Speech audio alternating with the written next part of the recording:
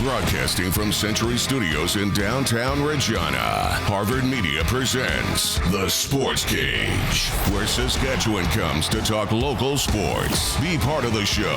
Call 1-866-767-0620 or text 306-936-6262. The Sports Cage. Streaming at sportscage.com, our YouTube channel, and on the radio at 620 CKRM.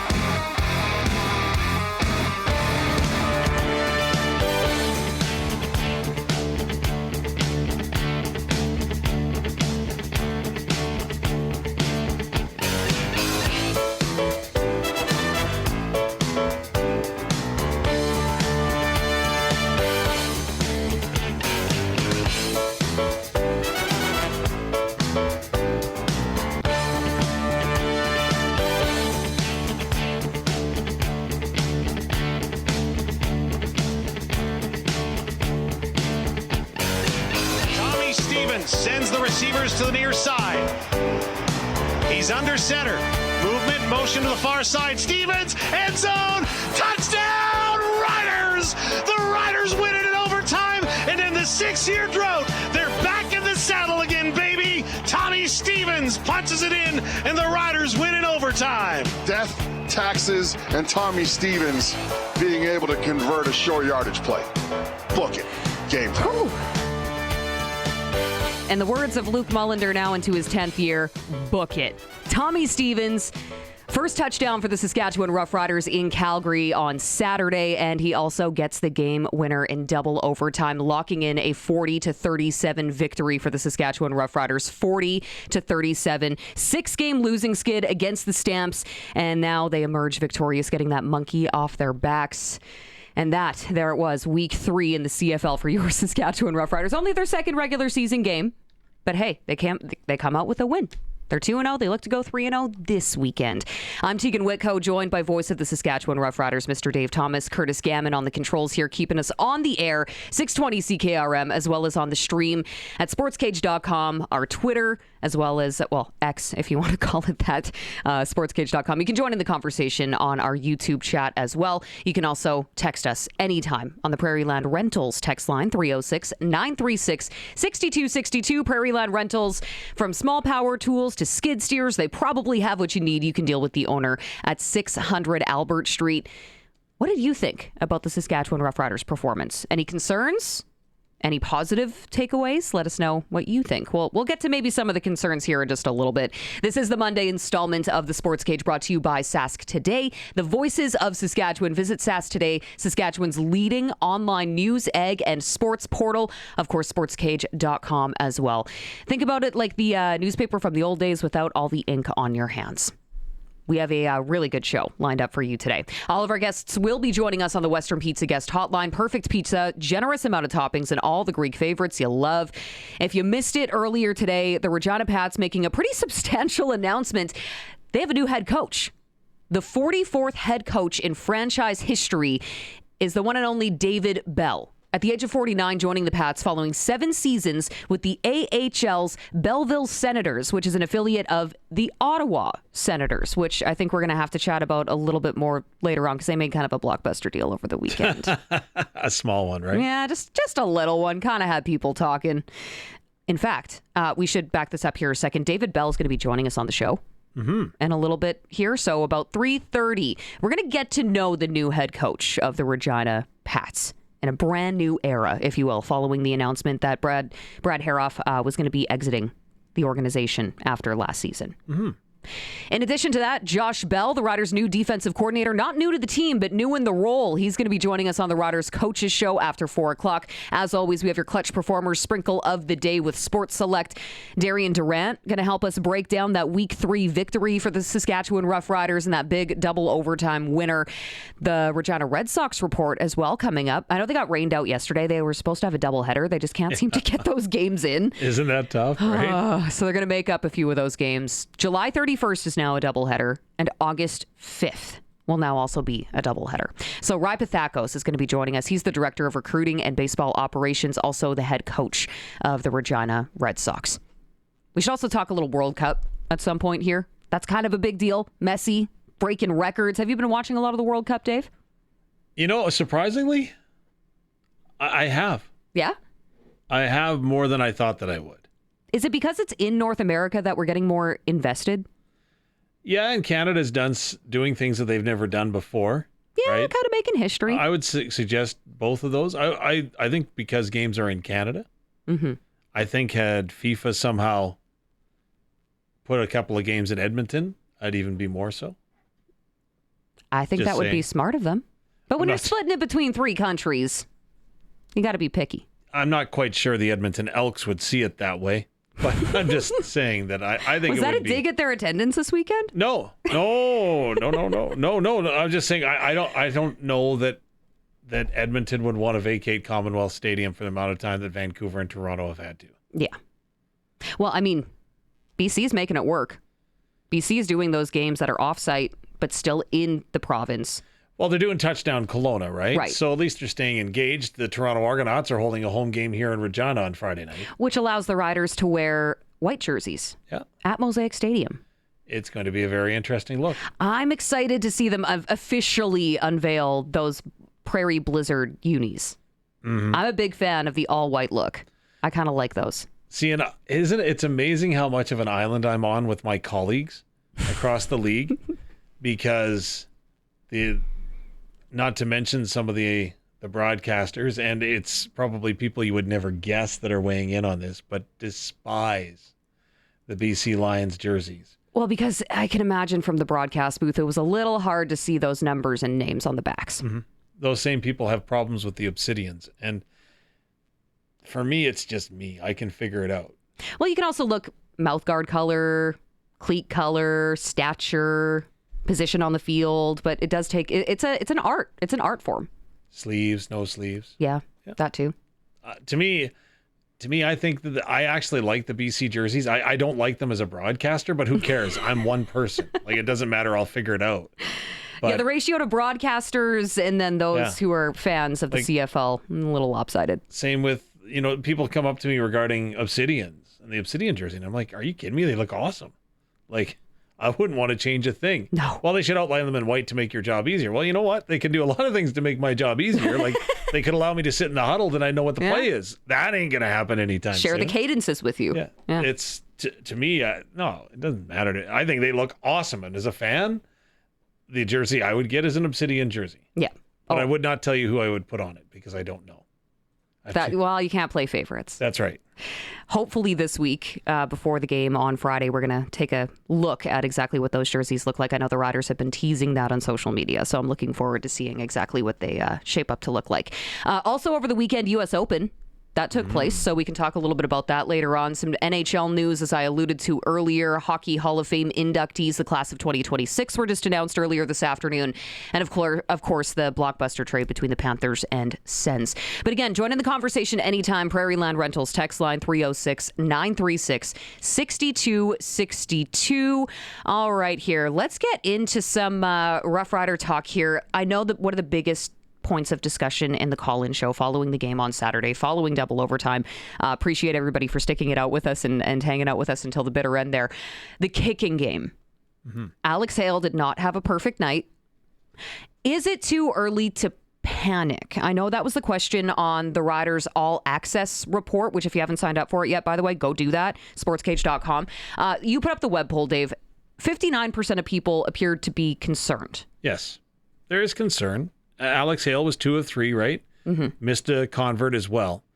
Now, Alex Hale, from the short amount of time that I've got to know the Aussie kicker, would be very disappointed that I would suggest that the wind was absolutely brutal in Calgary. Yeah. And he would be upset for me, his coaching staff, any of his teammates to even bring that up. But it was a factor. Again, had he just missed the kick, it would have been fine. But then there was the other, 11 guys that were on the field that didn't cover the kick properly and allowed McAllister to run it back the 120 yards. Yeah. So again, that's probably what hurts more is the fact that the missed kick was returned for the touchdown. But like I say, it's a rookie kicker, very blustery, swirling conditions on a night where kind of storms were threatening throughout. So I give as far as I'm concerned, I think you give a pass. Okay, we still got the win, right? Do you want to be better than 66% efficiency? Absolutely. However, he doesn't make that good kick at the end of the first overtime. We don't win the game. Like, the Riders do not win that game. He still had a clutch kick in the right moment to force double overtime. And when we went into forget that. No, and when we went into double overtime, I thought to myself, oh, you know what? This is going to be a cool redemption story if the Riders don't score a touchdown here, because then the youngster can come on, kick into the wind, and send this game into, well, territory we've never been in with the 2-point shootout format. But I again, 2 really windy games that he's had to contend with, both at home and in Calgary now. It would be beautiful if he ever had a perfect night to kick. I don't know if that's going to happen this week or not, but just saying. I don't know if that's ever going to happen in the CFL. And that is part of the gig, right? You have to be prepared for any type of conditions. I mean, we saw a monsoon in the game before the Riders on Saturday during that triple header. So it's never going to be perfect conditions. I feel as though we maybe need to just chill out a little bit, though, and give the guy a chance. This is only the second regular season game. Well, and again, if we're all going to put on our GM hats, right, and become Jeremy O'Day for a day, which I don't think I would want to do. Nope.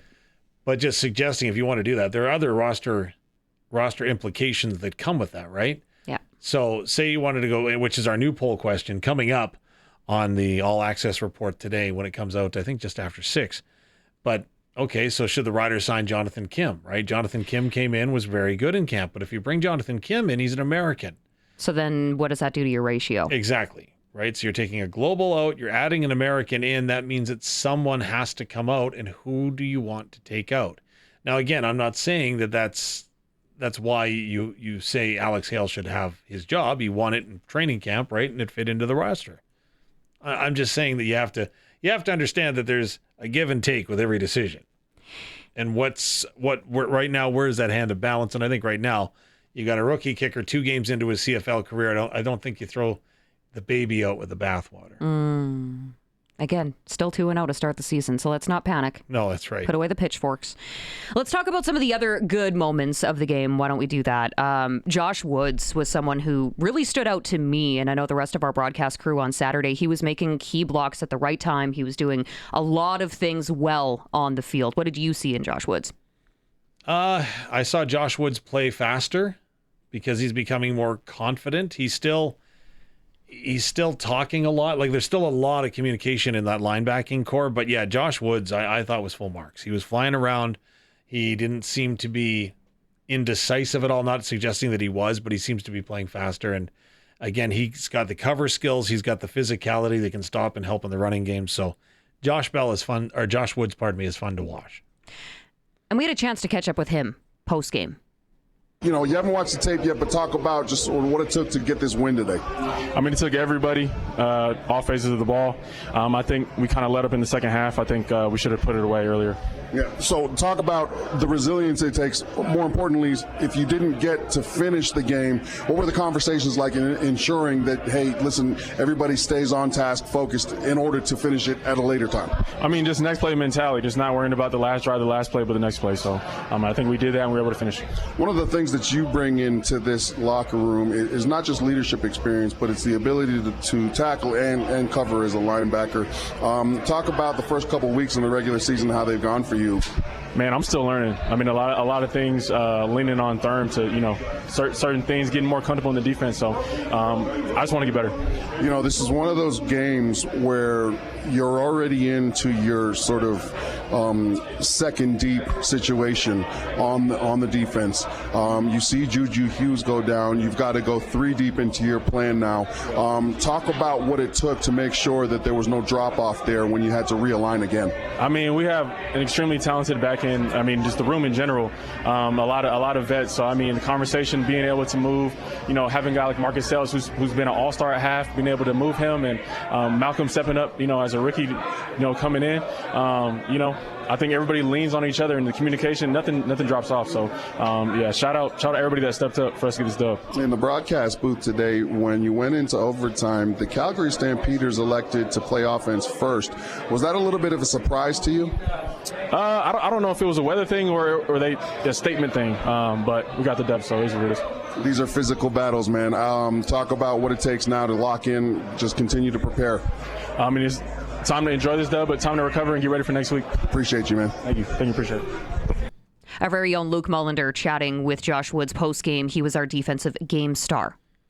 You know, we also got a text here on the Prairie Land Rentals text line, just shifting gears here to the offense. Dean and Regina said, I'm sure glad the Riders found a way to sign KSB. He looked healthy, fast, and motivated. He and Emilus make the top Canadian recover duo in the league. KSB has been fun to watch early in the season. He was, a yard or two away from getting a Hattie himself this past week? Yeah, about a yard away. Yeah. As again, he full marks. Like, a healthy Keon Schaefer-Baker is one of the top Canadian receivers in the league. And I don't want to say that he's at a make or break sounds wrong, right?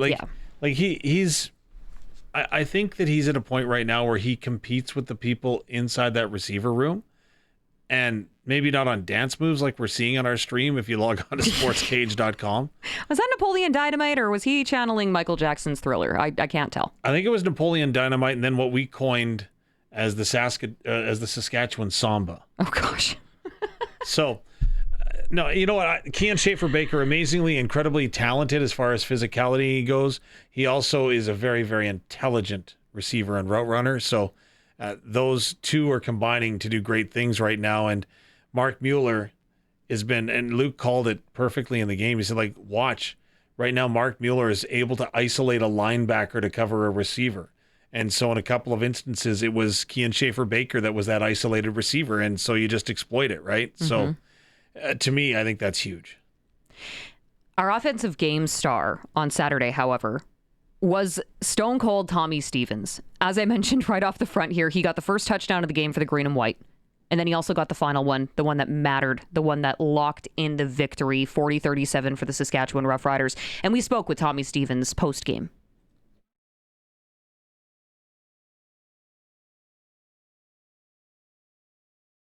Some total team effort. We needed everybody in the room to do it. And it was just awesome. Next man up mentality. Had some guys go down both sides of the ball. So, just ultimately it was just a great team win, and really happy to be a part of it. As a depth guy with a massive role, when you see your roster needed to be tweaked, right? You see guys go down. What's your contribution to the conversation on the sideline? How do you help the team? You just got to try to find a way to keep guys up, right? And everybody got here one way or another. So we have very, very talented guys. Even if they haven't played many minutes here, you got here for a reason. So just trying to keep guys up and helping as much as I can in any way possible. You know, one of the things about you on film is everybody recognizes your ability to stick close to the offensive lineman and just move forward. But today on both your touchdowns, you guys elected to go to the outside. Was that something you saw on film, or was it just a feeling at the end of the game? Well, it was something that we've never shown before, and so I actually was deep in the archives trying to find something that looked similar to that. I wasn't able to find anything, and it was more so just going into it thinking that we would get a good look, and we got the look that we wanted. What's the conversation like with Ali Saad when you know, hey, look, you're going to have to be the guy to start this playoff? Oh, it was awesome. I mean, he's there's not much to be said. He wants to be in there just as much as everybody else, and he really bought into the role last year, and I think he loves it just as much as me. Speaking of roles, I mean, we know that there's a lot more in your playbook, when it comes to the short yardage and some of the things that you can do. How excited do you get, not just to come out and do the short yardage piece, but understand that you're a weapon that can be utilized, and teams kind of have to wait on it? I'm just very thankful. I'm very thankful to be here, thankful to be a part of this team, and I'm thankful to have a role. This is a very, very talented football team, and it's there's a lot of people that would love to be in our locker room, and I'm very, very thankful to be here, very, very thankful to play for this team, the coaches, the organization, and represent the province of Saskatchewan. Does the championship DNA that you guys formed last year enable you guys to navigate the deep waters of a double O Teagan? I definitely think it helps, and I would just credit the veteran leadership in our room. We've got a lot of guys that have played a lot of football, and so we've seen a lot of different situations one way or another, whether it was here, whether it was with a different team, and that having that experience definitely helps. When you get young guys rotating into the game plan and may having to figure into the long-term plans, how do you maintain the ability to get these young guys to focus on the next week? Well, I think just taking it week by week and really day by day. I think overall our process from a week-to-week basis starts with day one. We're going to correct the film tomorrow because there's a lot that we're going to have to correct, and we're just going to start working towards next week. So just taking it one day at a time, and ultimately just trying to put our best foot forward. Stone Cold Tommy Stevens, Offensive Player of the Game. Thanks, man. Good year. Appreciate you. Thank you, guys. That was our very own Luke Mullender into his 10th year as our analyst on the broadcast, talking with our offensive game star, Mr. Tommy Stevens. Now, before we move on from the Riders, because we're going to talk plenty of Riders throughout the show here today, we did get another text from Kevin in Foam Lake on the Prairie Land Rentals text line, just to talk a little bit here about the kicking game. Kevin's point, I'm pretty sure we gave Brett Lawther a lot more than 2 games, more than a 2-game leash last year. He was a vet, 2 games in. Give Hale the time to develop. I agree. You got to give this guy a little bit of a leash here. But if you disagree, you can let us know what you think. 306-936-6262. And I know a lot of people are chiming in on the YouTube chat here as well. I know there were some questions regarding injuries. We don't have any of that information right now. What we saw is what you saw. So Juju Hughes going down, AJ Ouellette not returning late in that game. So we're just kind of hanging tight to see what that injury report looks like later into the week. That is the best way you can word it, because they're both lower body injuries and both had not been assessed by the time that we had left Calgary. Yeah, everybody can speculate as much as they want, but we have no official confirmation. Dave and I, unfortunately, are not doctors, so we can't diagnose anything. So we'll just leave it there, but we will update you as quickly as we can as soon as we have that information. Okay, before we have to take a break, I just want to quickly shift gears into the NHL. So, Babcock. Allegedly... Yeah. There's going to be a press conference held tomorrow. This is being reported by a number of insiders in the league. Allegedly, Babcock will be announced as the new head coach of the Edmonton Oilers tomorrow. Elliot Friedman even highlighted a meeting that was held between him, Connor McDavid, Leon Draisaitl, and Zach Hyman prior to the NHL's investigation into Mike Babcock, and said that apparently it was a very, very blunt and honest back and forth discussion. Well, I'm surprised Darnell Nurse wasn't included. No, just kidding. No, I don't know. Too soon. Like, again, I think I'm just old school. I think I'm just old school, that if you let the inmates run the asylum, bad things are going to happen. But I guess if the inmates that have the pedigree of Connor McDavid and Leon Draisaitl and Zach Hyman believe that this is the guy that can get them over the hump, maybe you listen to him.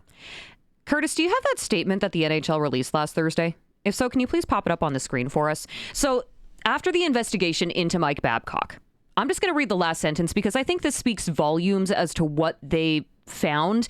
Our investigation has concluded, even in a light least favorable to Mr. Babcock, there is no current basis to restrict his employment in the league.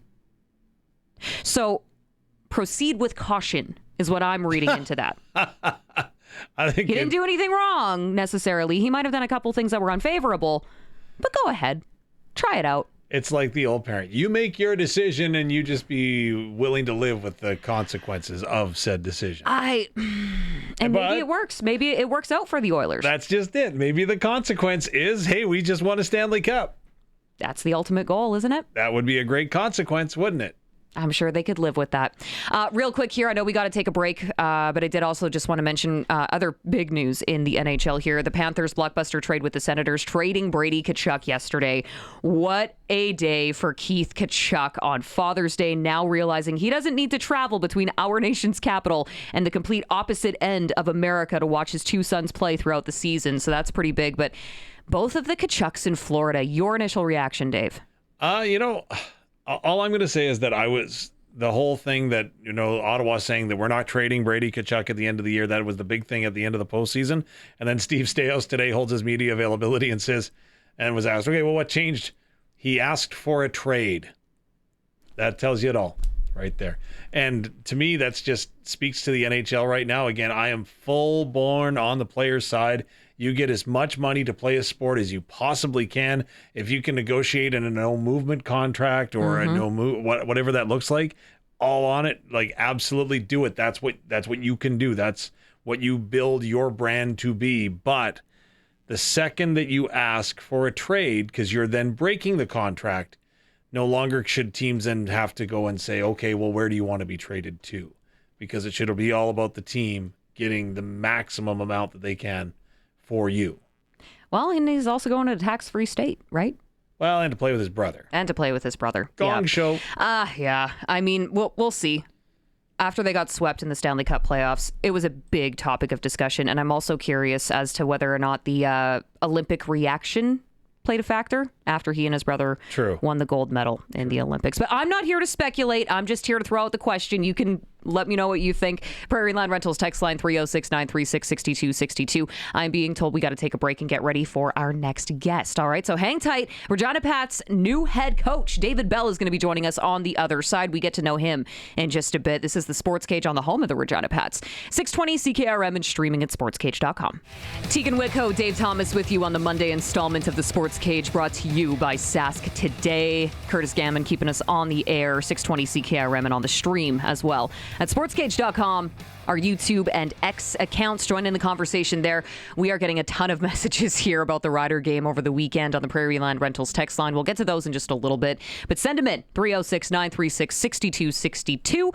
But for right now, we got to head out on the Western Pizza guest hotline because some big news coming through today on behalf of the Regina Pats as they announced their 44th head coach in franchise history. His name is David Bell.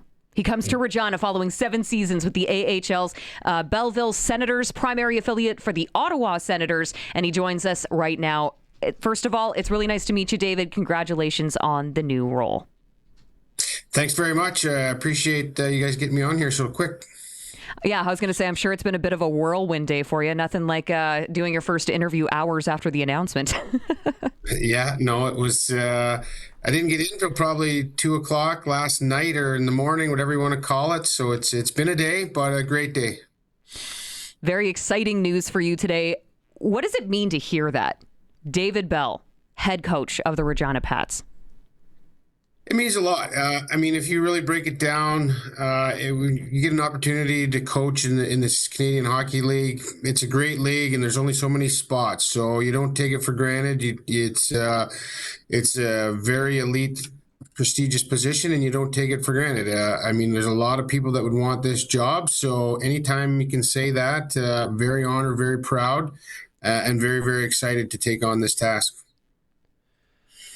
Well, again, congratulations, Coach. You go back to 2004, when you decided that you'd take the step into coaching. A lot has changed between now and then. As you look back to the opportunity and where you're at now, what have you learned about yourself and what you can give to an organization like the Regina Pats? Oh, how long is the show? How long do I have to explain all that? No, you know what? I've learned a lot about myself. I've learned a lot about coaching. I've learned a lot about communication and messaging. I think I've spent a lot of time in my time off the last 6 months trying to understand young athletes now, what's on their plate, the instant gratification, anxiety, social media expectations, all that stuff that's kind of evolved since I was playing to now coaching.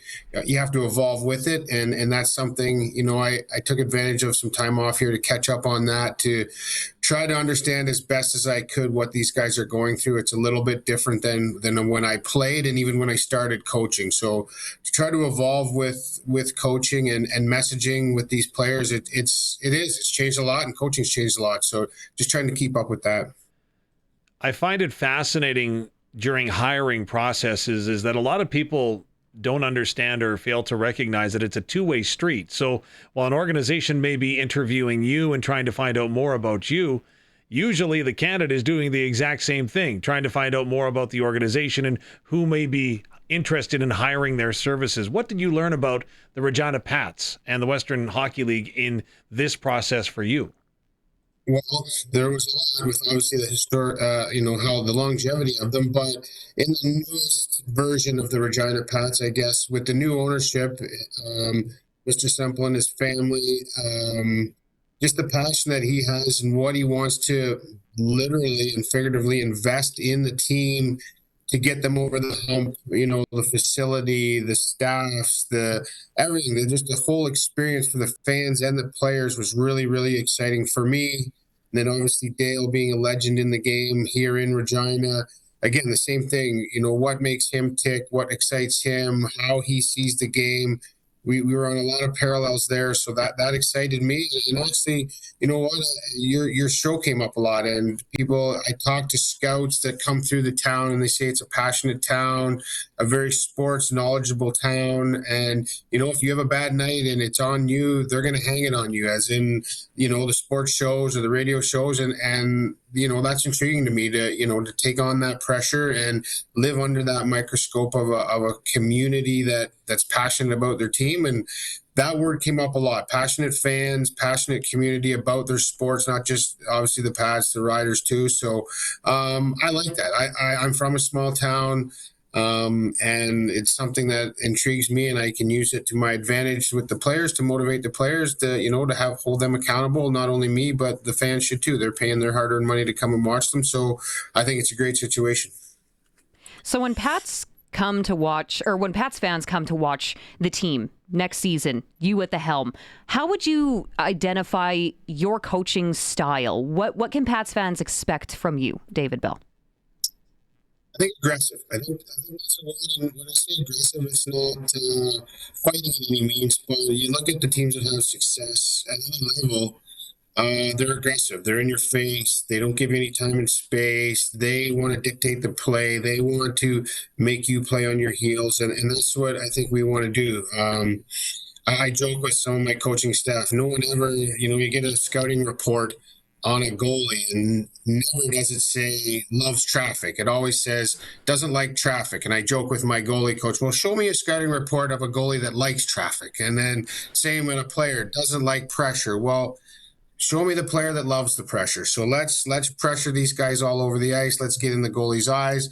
Let's create chaos around nets and win all the battles. And the other thing hopefully you'll see, and I know you'll see, is that we will be a tight-knit team. We'll be team first. We'll stick up for each other, and everybody's going to roll. They will be a tight, team first oriented team that sticks together on and off the ice. You come into a team that's got two 15-year-olds that have got their hair on fire, for lack of a better term, in Maddox Schultz and Liam Pugh. Obviously, you knew about them coming in. It's a lot of pressure to put on a couple of 16-year-olds to hang that franchise on, with expectations from the fan base and want to see another step forward from this team after last season's postseason appearance.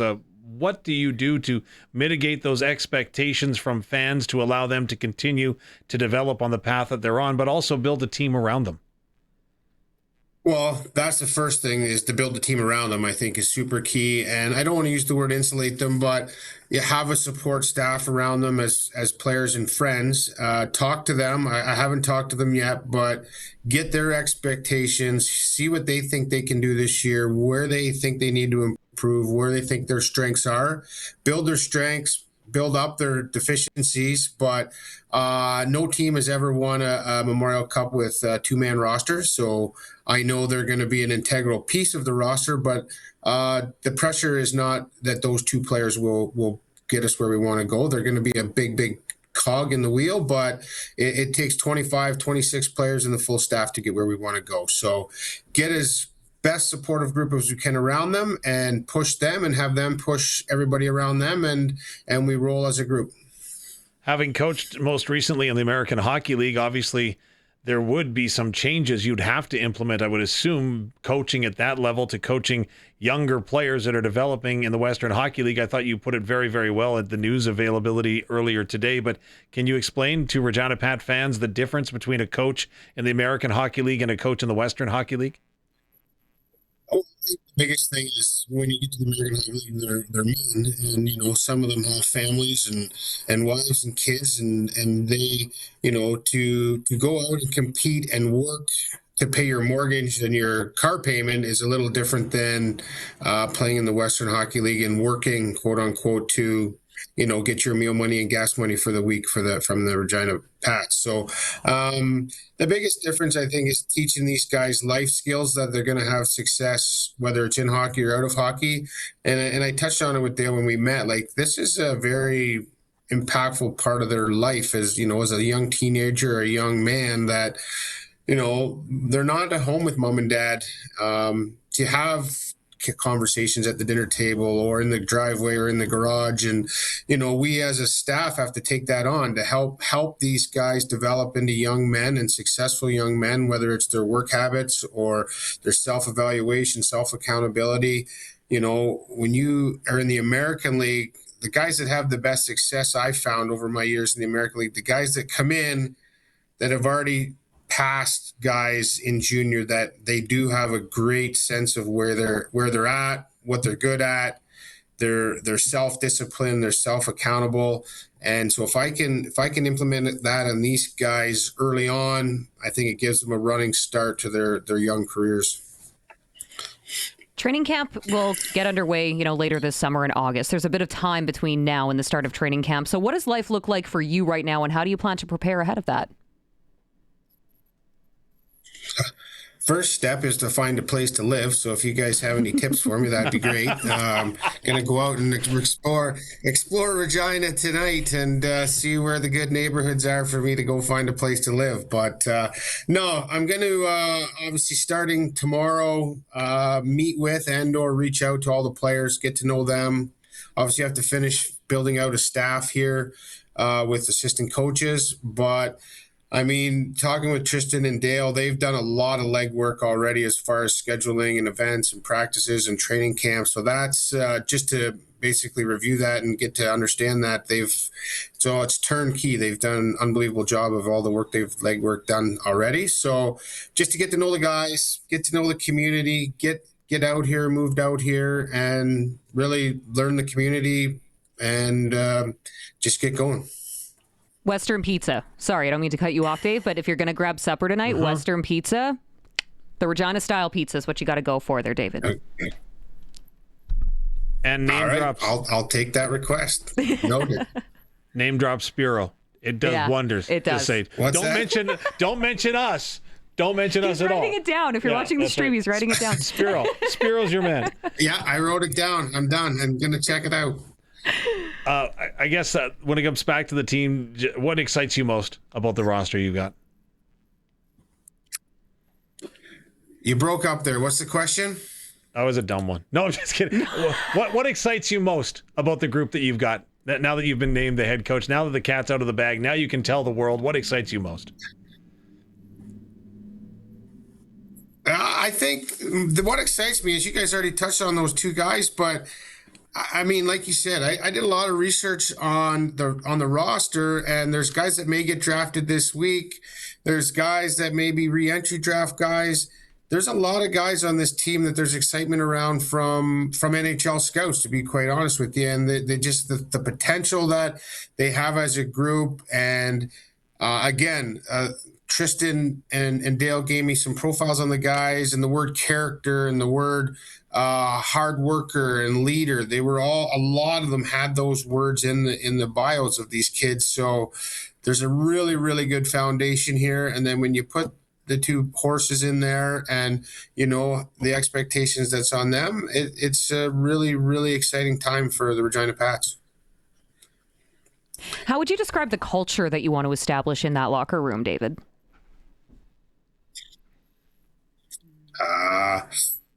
That's another long-winded answer, but I would just say team first, supportive, team first, family first team. And I know that's cliche-ish, but if you, which I do, you watch all the candid interviews after any sports team wins an event, Stanley Cup, Grey Cup, whatever you want to call Super Bowl.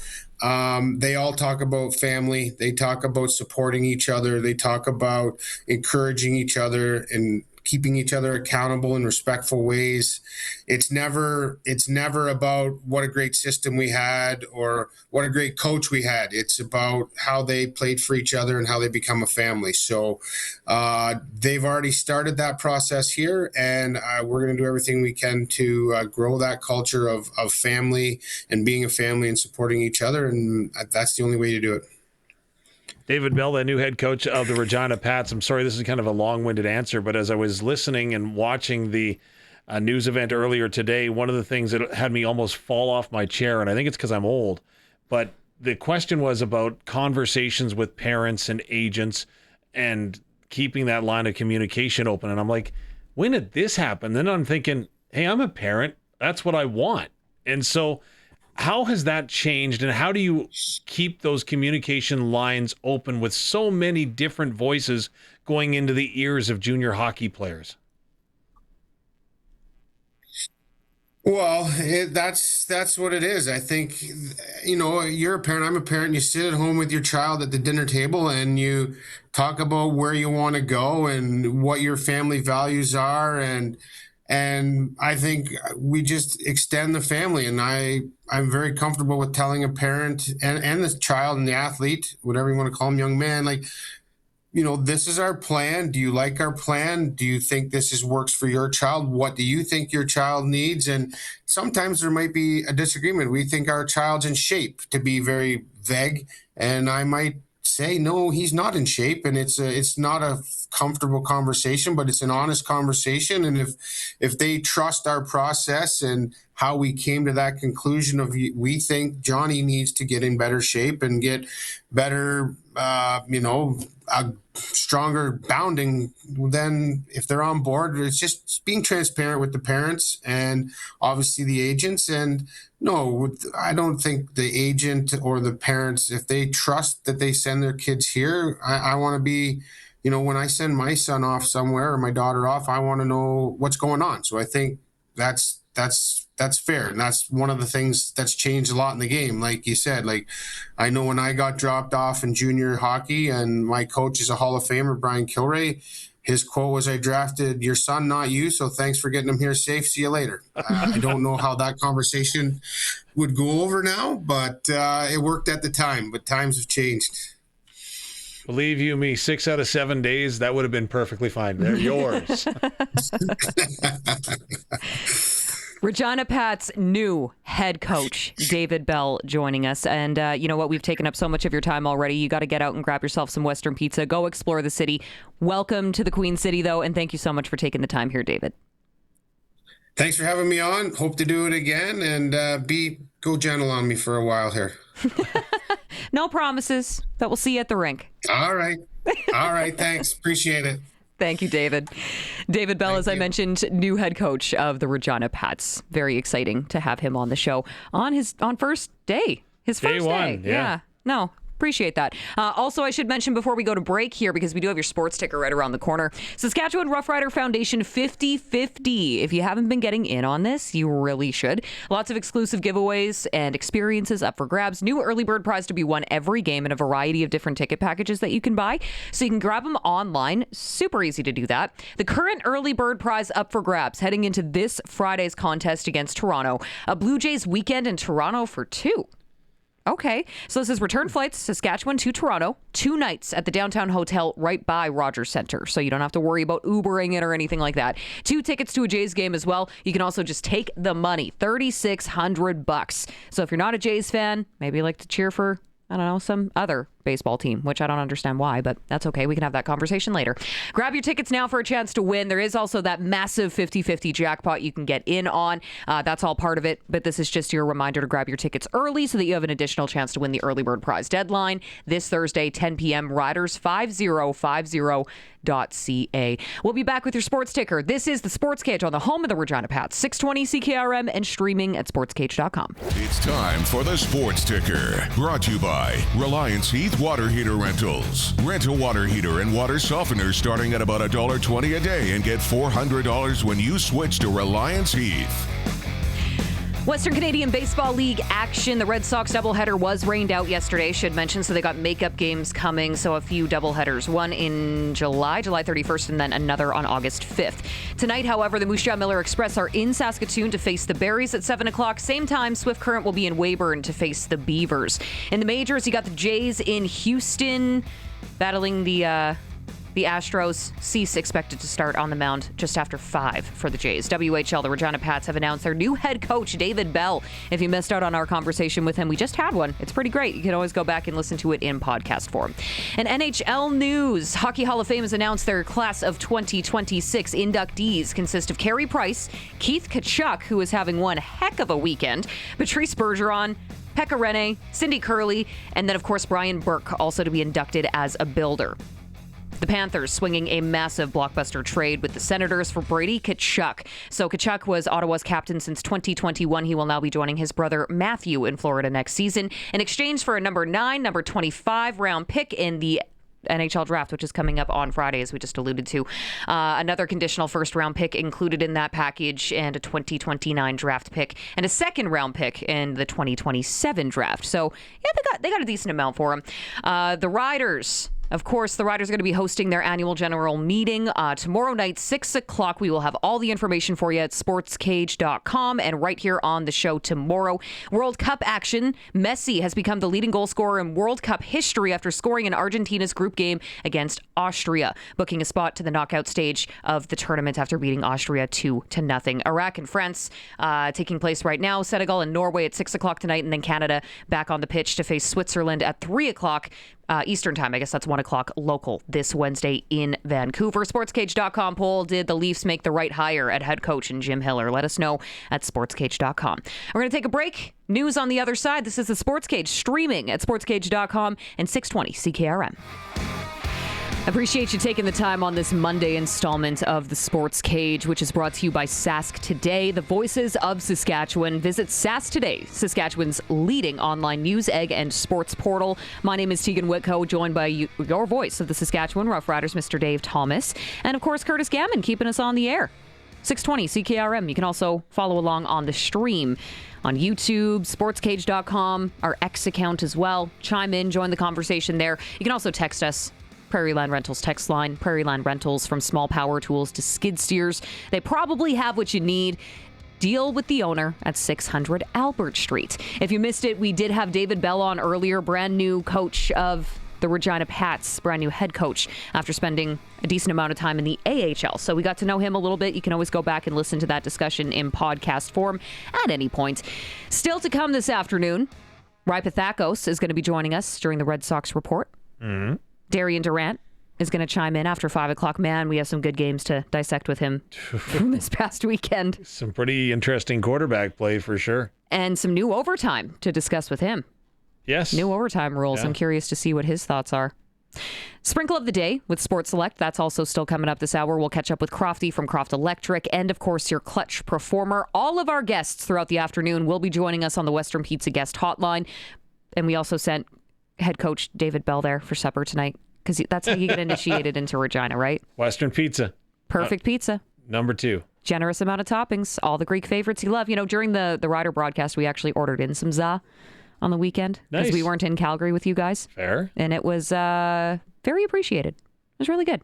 Oh, nice. I like me a good cheese pizza, though. Nothing too fancy. I wish I'd known. I'd have got that quicker. Yeah, we could have saved you some in the fridge after your lengthy flight from Calgary. But you still made it back in one piece. That's what counts. We are just getting our coaches show ready to go here. Josh Bell is going to be joining us here in just a second. But before we get to that point, I do want people to chime in here on the Prairie Land Rentals text line. Have you been watching any of the FIFA World Cup? I think more people are invested in this than you realize, because this is all my Twitter feed has been. Yeah, and it's funny how everybody has become an expert. Like, I'll admit, I watch the games. I'm not no expert. Like, don't ask me strategy or anything like that. If the ball goes in, I know that's good. Yeah, absolutely not. I do not know nearly enough to be a commentator on that. But U.S. Open, I did catch a little bit of that yesterday. I know that was also kind of a big topic. Wyndham Clark, U.S. Open champion again. So second time in 4 years. Yeah, second time in 4 years, and he almost missed it. He started off the final round with a comfortable lead, but things got a little bit tight down the stretch because that Sam Burns was on his tail. Things got a little bit awkward. Yeah. Because some fans were ejected. Okay, you were mentioning this to me. I missed that part. Yeah, they were heckling him. So they heckling in golf. I love it. It's the real life Happy Gilmore, but they actually went ahead and ejected some fans. Though the USGA made the television announce, yes, we have gone ahead and removed said spectators, and I'm like, whoa. This isn't the Waste Management Phoenix Open. No, you can't do that in Shinnecock Hills. No, you can't get away with that. I was absolutely shocked, but yeah. Well, Burns finished as the runner-up, just one shot back after a pretty good final round. I can't imagine, so you can imagine, so you needed a 2-putt to win it, right? 2-putt from 50 feet. So, okay, you nail the 2, you win it. But I can't imagine the feeling of helplessness that there must have been. If you understand what I mean, like for the second place finisher, right? You know that, okay, if he goes ahead and he lips this one out or whatever, we're going to a playoff. You know, can you imagine that? Like, there's nothing you can do. It's completely out of your control. That's stressful. You know, a lot of people make fun of golf because it doesn't seem like it's that tough of a sport. Man, it's a mental ride, a mental roller coaster. I couldn't. My golf game is not great. You don't want to know my handicap. It's not pretty at all. I was going to go 5-iron, but I don't know.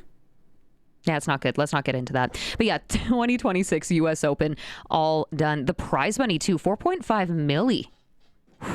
Yeah. Winner share from a record $22.5 million purse. You forget how much money is invested in golf. Absolutely, right? Yeah. I know there's a lot of people that wanted Scotty Scheffler to win. Is that who you sprinkled on? No, I don't sprinkle. I like my money. Yeah. But I'm just saying that it's fun to play with others' money when we get to the sprinkle of the day, because usually yours because are it's my Barney's. money. Yeah. But again, I was neither here nor there. Yeah. It's just one of those things where it can really get away from you when you're watching the U.S. Open and events like that. Anybody can come out of the woodworks.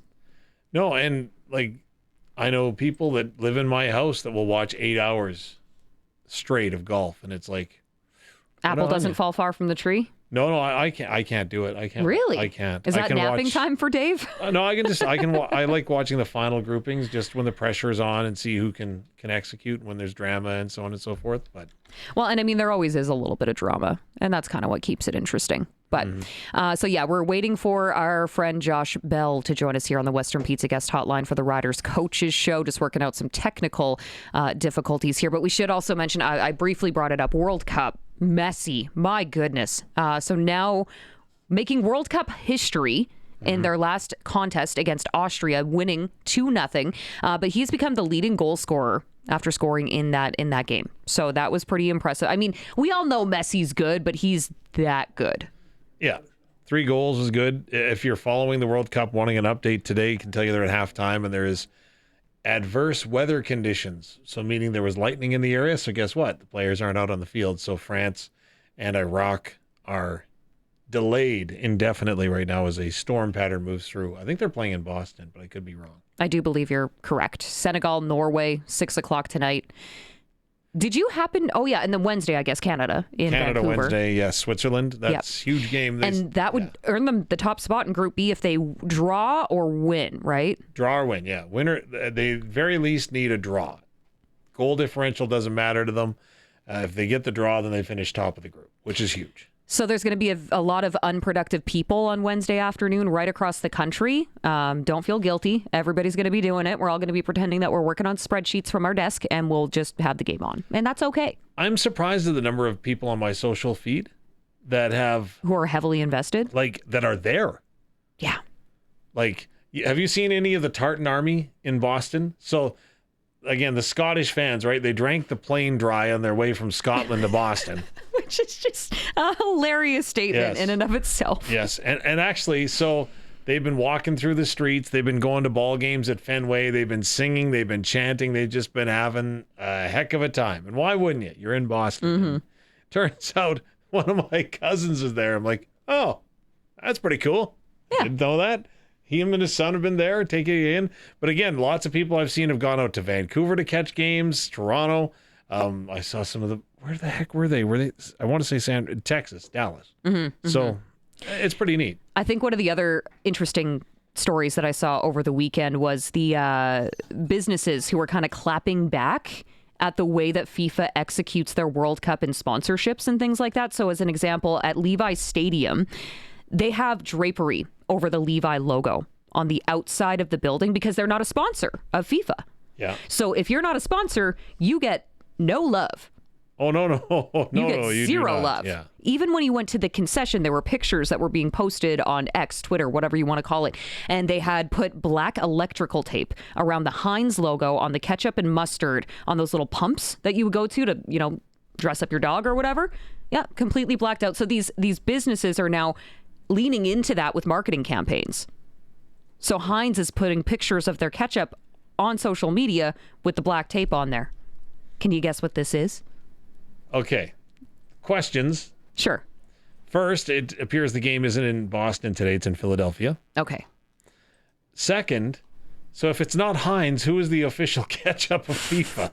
Like really? Well, it wouldn't be, what is it, Frenchies? French's? It would be French's. That's, yeah. Maybe in Canada. That's a Canadian brand, isn't it? Yeah, no.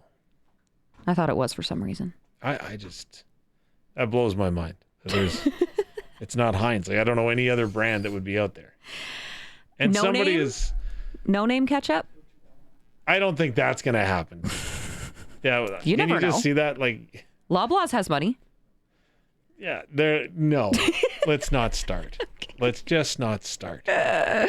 So, yes, big news for Lionel Messi as of late. Of course, Canada preparing for their big match against Switzerland, 1 o'clock local time this Wednesday. I think we're probably going to have that game on the big screen in the back pit here at the radio station because we dangerously have this massive flat screen in the back with some couches.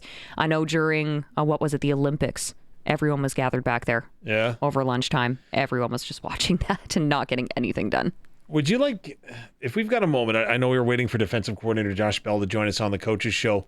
A ton of great questions to ask him. Of course, his defense has been under siege a little bit by injury the last couple of games to start the season. But one thing that has been asked of me numerous times that maybe we didn't talk about enough on the broadcast is that in overtime, there was a coin toss that started the overtime session, right? And so if you were following along, the Calgary Stampeders won that coin toss. And elected to go on offense. And they elected to go on offense. Now, Luke Mullender asked Coach Mace about it because normally you see the teams would go on offense second and not first. And so Luke asked Coach Mace, and Coach said, well, maybe there's some analytics or something. He goes, I don't really know what was going on there. We just went out to play football, right? Which is the answer you have to give, right? But there looked like there was some discrimination. Maybe that's the wrong word. It looked like there was some dissatisfaction on the Calgary You're being political, sideline. Dave. Well, just the Calgary bench didn't look like they were on side with the captain that chose to take the ball first in overtime, as there looked like they were trying to retract that statement. But it didn't happen, and I'll explain a little bit later on what happened, maybe during the clutch performer. Okay. All right. We're going to have to dive deep into that. But in the meantime, let's not keep our guests waiting any longer here. It is time for the Riders Coaches Show for Steelcraft Doors. It's time for the SportsCage Riders Coaches Show for Steelcraft Doors, made in Western Canada for Western Canada. Locations in Regina, Saskatoon, and Prince Albert, and servicing all of Saskatchewan. Joining us now on the Western Pizza Guest Hotline, Saskatchewan Roughriders defensive coordinator Josh Bell. Congratulations on the 2-0 start there, Josh. Ooh, appreciate it. So, what's been the biggest thing that you've learned so far into this new role with the green and white? Ooh. We got a tough one right out of the gate for you. Yeah, that is. It is pretty tough. What have I learned so far? Oh, well, I think the thing that I'm learning the most is I've been able to coach players for a long time, but in this role, I'm doing a little bit more of coaching my constituents. So I'm coaching the coaches a little bit, and I think that's the biggest thing that I'm learning, and kind of the toughest task for me. One of the things, Coach, that you mentioned to me was we were talking one day about communication, right? And whether it's communication between you and the athletes, you and the fellow coaches, which you just kind of alluded to. But boy, has there been a lot of communication. Like you've had to rotate in your defensive secondary, for example, and there's constant communication going on. You must make you happy to see that going on. And obviously you're directing a lot of that communication. How much or how big of a factor is it that you can communicate that well with one another? Well, that's the name of the game, really, defensively. Communication. Like we like to say, especially in the back end for years, you got to be able to hoop, and it's not always structured. Sometimes it's just how well you communicate with the next guy to you. If you can play pickup basketball, if you can go say who got next and you can get on the court and play, and you can effectively communicate, I got him, hey, go up, go down, hey, right? That's kind of what we want from guys. We want that superpower from players, is if you can fix it on the fly, baby. If you can fix it on the fly, if you can communicate and take the structures of the X's and O's and then make them come alive with your communication, with reinforcing your teammates. Hey, bro, I'm doing this. Just reminders, right? We play football, dog. You forget things. You don't always remember. Some guys got a higher retention level than other guys. And sometimes you got to be able to communicate everything from the beginning. As we say, over communicate. We like to communicate so that way we are reinforced and then we can attack the way we need to. So Juju Hughes goes down in Calgary. Marcus Sales moves to the halfback. He's paired with Teagan Campbell, and their communication didn't seem to end between the two, which I think speaks a lot to the two that are veterans in this game, no? Most deaf. And that's what you kind of lean on. To have a guy like Marcus Sales and Teagan Campbell to be able to communicate once they get over there, because it's a lot of free flowing and making the vibes bob really in our back end.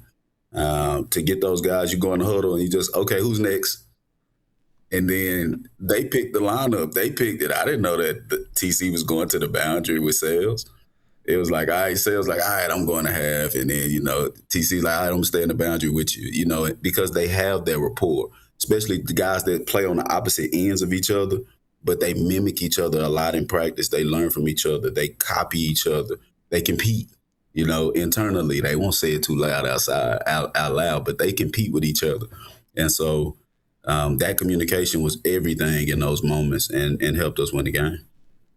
How much confidence does that give you, knowing that they can handle those high-pressure moments, especially this young in the season? Easy work, right? Easy work.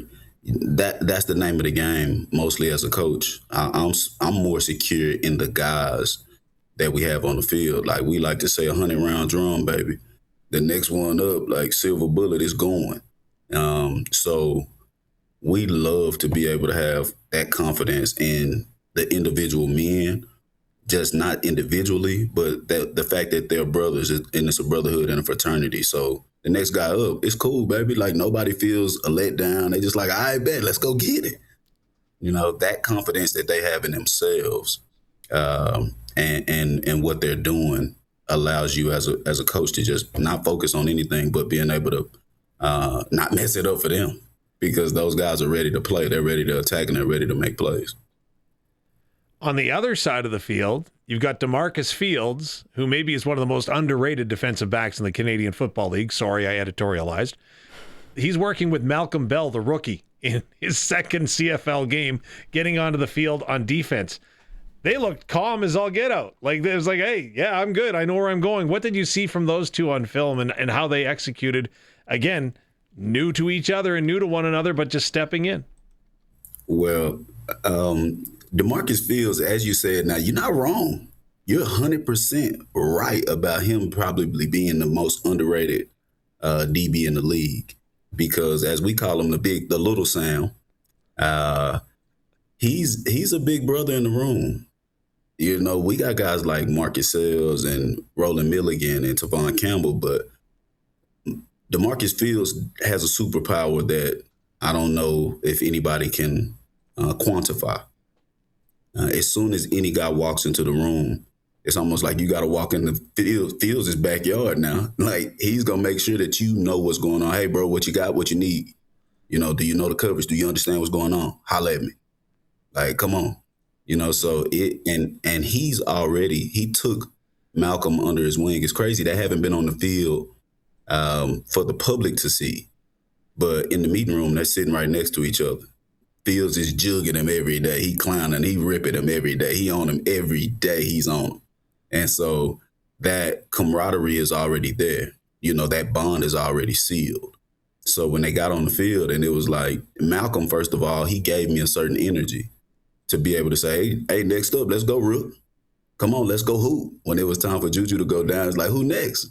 I stood and looked. It's like, come on, baby, come on. His aura was there. He was glowing. He was like, oh, yeah, I'm ready. Because he's been putting the work in every day. He's been listening to everybody in the meeting. He's been picking up. He's been asking great questions. He's been looking, chomping at the bit for his opportunity. And when he got on the field, it was like, man, he was ready. He was learning. Like, as we say, we're training through. We expect to be in the Grey Cup at the end of the year. So every play and every game and every quarter, we're training. We're just learning and getting better. We just get an opportunity for people to put on the show for people while we're learning. And maybe further to Malcolm Bell, what did you see in his performance? To me, it looked like Calgary early wanted to try to pick on him, but there wasn't a lot to pick on. And again, that's just my eye up there. What do your eyes tell you, Coach? Malcolm, he came in and did his job. He did his job. Like, he came in and he learned as a rookie. Like, he came in, he knew it. He knows what he's seeing. The guy played in the Big Ten. So he's not afraid of the big stage and playing in front of 50, 60,000 fans. So when he got on the field, man, he was looking for the ball. He was looking for the ball. Like, he was looking to make a play, and he was looking to do his part and still communicating. As soon as he comes to the sideline, man, he emits so much positive energy. It's amazing as a rookie. Going on the field, just on the sideline, soon coming back after the first drive, Fields gave him a comment. He was like, okay, now he asking for clarity. Okay, what do you mean by that? Okay, beautiful. And I'm like, oh God, like, oh, it's amazing just to sit and hear the communication. So he emitted so much greatness in that moment, being able to get up and play. He's been working. He's probably, outside of Nelly, he's probably the first DB on the field every day for practice. Stretching and getting his hips right, getting a little extra, what we say pre-practice work. From the classroom, we go out on the field and do a little extra classroom session. He's out there soaking it up. So he's been chomping at the bit to be able to get out there and play. And so he took advantage of his opportunity. We saw the new overtime format in full force in 2 out of 3 games on Saturday this weekend, Coach. I'm curious, from a defensive coordinator's perspective, what is it like coaching in that format, and how did you have to pivot? I don't think it's. I just love overtime. The new format is cool. Every new change in the rule book is always good. It's just a evolution, so it's pretty cool. It was just fun to be in overtime. Period. You'd rather be in a 50-point blowout game where you can go home early, but it was good. Like, overtime in that situation was, it's like a playoff game, especially in Cowtown. It was like a playoff atmosphere to be able to call it there. It was, oh man, it was intense, right? It was intense, but it was pretty dope. Your linebackers led by Jameer Thurman, who's off the charts. Josh Woods talks often about how he inspires him and is making him a better linebacker. But on the other side, what about Antoine Brooks Jr.? 18 tackles through 2 games. And I don't think it was you, but a defensive coach did trade him to the running back room last year. So what is Antoine Brooks doing that's made him stand out? 18 tackles in 2 games. Man, he ain't catching the ball. That's the problem. He ain't got an interception yet. That's the problem. He ain't got the ball. But, man, Brooks is just learning, dog. He's continuing to get better. He has no ceiling. He has no ceiling, man. And being able to take advantage of his plays right now and his check down timing, and, man, look at that. He's supposed to have a peel right there. Yep. He's supposed to get that. But man, he's learning every play, and his communication is amazing. His positive energy, bro, that's his superpower. That's his Care Bear strength. It's his love. He's working with Desmond Evans every day, communicating, absorbing with everybody. And and if you know Twan, it's all right, OG. I love you, OG. He's making, like, come on, dog. Like, he's making so many plays, and he's still critical of himself every day because he wants to make more. And so I'm excited to just continue to see him skyrocket in this league and continue to make more and more plays. I'm excited to see him in that end zone too.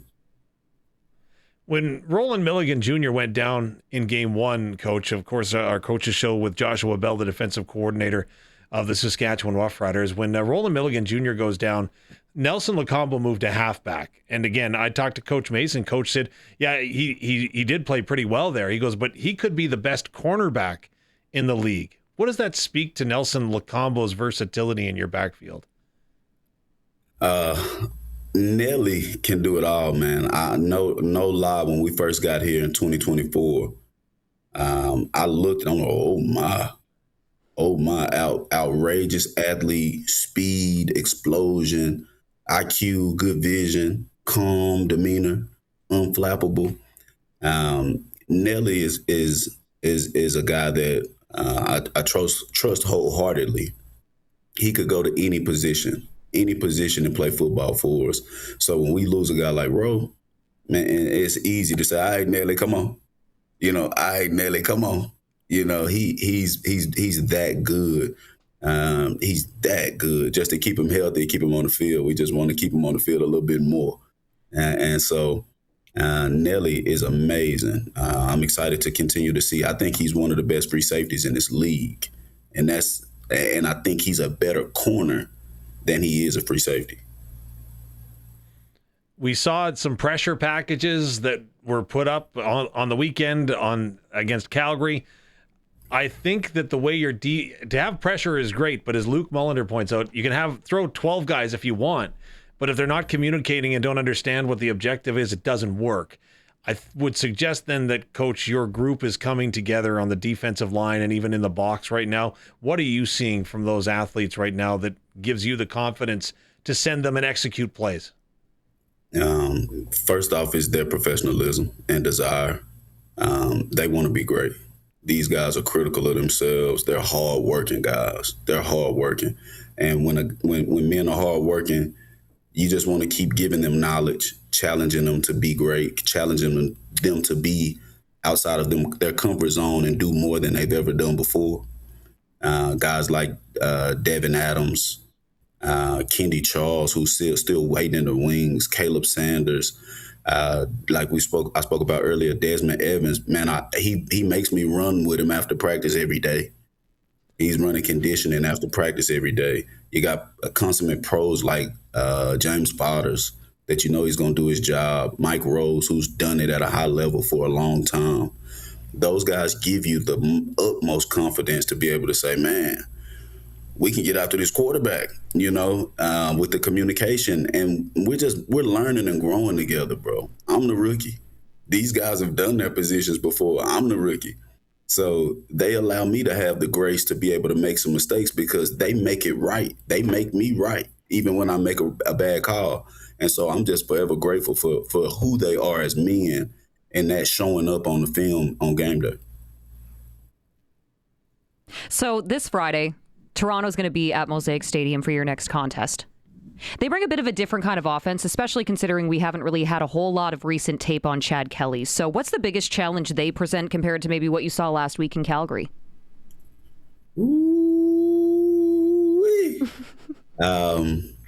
Coach Mike Miller over there is one of the men that I love in this game. I love Coach Mike Miller. I love his energy. I love what he brings. I love his passion, his desire, and his fight. And Chad Kelly is one of my brothers. I've been able to work with him and do some things. I know the fire that they bring on that side. DeMonte Coates, those guys, they are. David Unger is probably, outside of him and Eberhard, are my favorite receivers outside of our receivers here in Regina. Those guys are amazing. They challenge you with the deep ball. They can run it down your throat. They can run a little RPO game and hit the quick game and get explosive plays. Kevin Mattel, oh my God, these guys are amazing now. They're dangerous at a lot of different positions. And you watch the film and they got some high IQ guys. They got some high IQ guys that are on the same page with the quarterback and they're playing faster than their opponents. And so looking forward to the task, We can't wait to eat, you hear me? We can't wait to put the work in. We got 2 days of work before we go. I should say 2 days of work on the field before we get to a walkthrough. And so we're excited to go to work because we got to go to another level. These guys they're dusting people, right? They're dusting people. Chad is throwing it everywhere. Everybody, he like Oprah out there. You get a touchdown, you get a deep ball, you get a deep ball. So they're doing some amazing things, and we're looking to snuff all of that out. Coach, just maybe inside your preparation for the week, obviously you have to prepare for what you anticipate seeing from your opponent.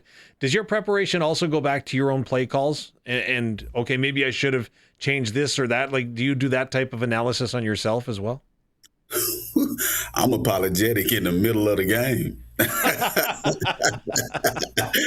I'm critical of myself, man. So much critical of myself because me calling the plays isn't just about me. It's my guys in here, Travis Brown, Michael Johnson, Jordan Lennon. These guys busting their butts and putting the work in. Now, it's not just me. And so when we're putting the work in that, and even the players, like we want to know what you like, what you want, what you want to run, what you want to have, what you want to go out there. It's your appetite, right? It's your dash on the tombstone, how you want to live. So the play calls come and they go in, and I want to make sure that the guys feel good about the play calls that they receive. Because I know what it was to be on the field and you get a play call from the coach. You're like, oh, coach, that ain't gonna work. It's a totally different energy when you can look over there at the coach and you can hear that play call come in. And you're like, oh yeah, baby. It's like flame on, right? It's a charge up. It's a certain energy that you feel when you're like, man, that's my call. Call that. So I put a lot of weight on being able to not call plays with my ego, but call plays tactfully from our study and our hunt that we did all week, but also with my spirit and making sure that we all feel good about what we're doing. And that way, I believe the football gods will bless us when things are done like that. So I'm very critical. A couple plays in the game, I'm telling the boys in the headset, oh, man, I shouldn't have called that. I should have called this.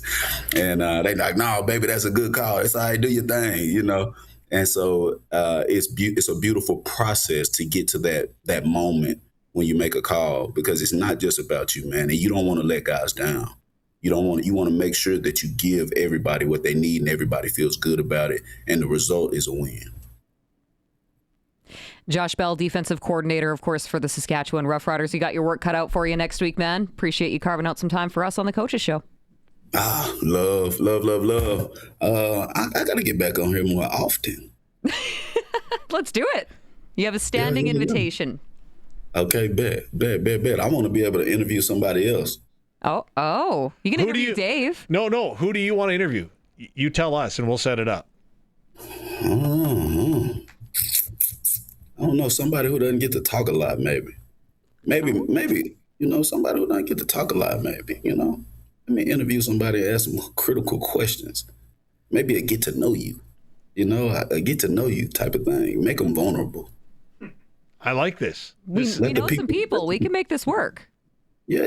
Let's do it. Tap me in. I can take a day off. I thought the coach wanted my job. I'm like, perfect, right on. No. I thought we could do this like a full panel. Can't we? Can't we just do this like a full pick and roll? We're in.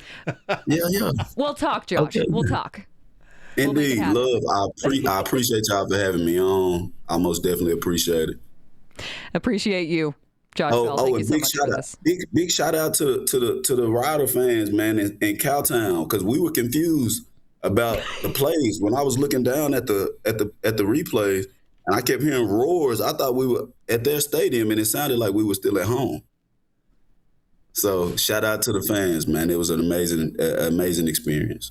Rider fans, travel well. Yeah. We get that bonus home game this weekend, so best of luck, Coach.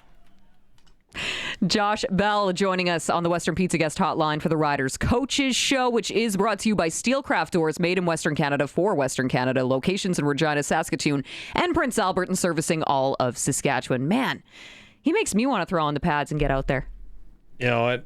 I would never stand a chance. I mean, I don't know if anybody knows my stature listening on air. I'm about 5'5", so I don't think that would go well. But a common thread through the coaching staff for the Riders is that the players and the coaches have so much trust and respect in one another that they run through walls for each other. And again, with Josh Bell, and of course he worked with the secondary primarily last year, right? So now he oversees the whole operation, so to speak. But just the defensive backs have the ultimate trust that he is going to put them in the right spot at the right time to make a play.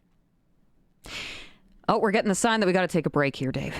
But okay. I do just want to mention really quick, you can pick the score. We got a chance here to win. Ooh. So this is an opportunity to win a $200 SaskTel gift card. And you also have a chance to win tickets to the next Rider home game, which is the one that we were just talking about, right? Riders and Argos at Mosaic Stadium for technically what is a away game for the Riders, but it's at home. It's whatever. We don't need to get into it. $200 for SaskTel. And you also get tickets to the next game. All you have to do is text in your name and your prediction of the score. Closest to will be our winner. 306-936-6262. Get those into us, okay? 3 chances to win throughout the week here. So you got today, tomorrow, and Wednesday with Barney. Hang tight. We're going to be back here in just a bit with your Clutch Performer. This is the Sports Cage, and it's on the home of Rider Nation on 620 CKRM and streaming at sportscage.com. The Sports Cage Clutch Performer for Keln Solar. Thinking about saving money by using solar power? Keln Solar is a local family company that can put solar panels on your home, business, or farm. KelnSolar.com. Clutch Performer with Teagan and Dave and Curtis. Let's get right to it. The Toronto Marlies are the 2026 Calder Cup champions. That's pretty clutch right there. Toronto hockey fans finally getting something to cheer about. Shot fired. So they beat the Chicago Wolves in 5 games, securing their second title in franchise history, so their first since 2018. And the Toronto Marlies goaltender, I don't know if you saw this, but Antti Emhoff, he was named MVP of the Calder Cup playoffs for good reason. At the end of the game, all the other players were bowing down to him. If you're watching the stream, you can see it.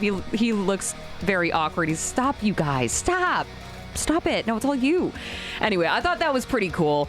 He, of course, finishing with a 15-7-0 record. He got 2 shutouts and a .923 save percentage. So that was pretty cool. He also started in back-to-back nights and finished off that Game 5 with a victory, 27 saves on 30 shots. That is pretty dang clutch, if you ask me. I do have another one, but I feel like, Dave, you should go next. I should go next? Yeah. Well, my clutch is kind of a sentimental one. I'm giving the Clutch Performer to my kids. Came up big on Father's Day. So I understand that I am probably the most difficult human being on the planet to purchase anything for, because I'm happy with anything. And it's like, just give me something. It's good.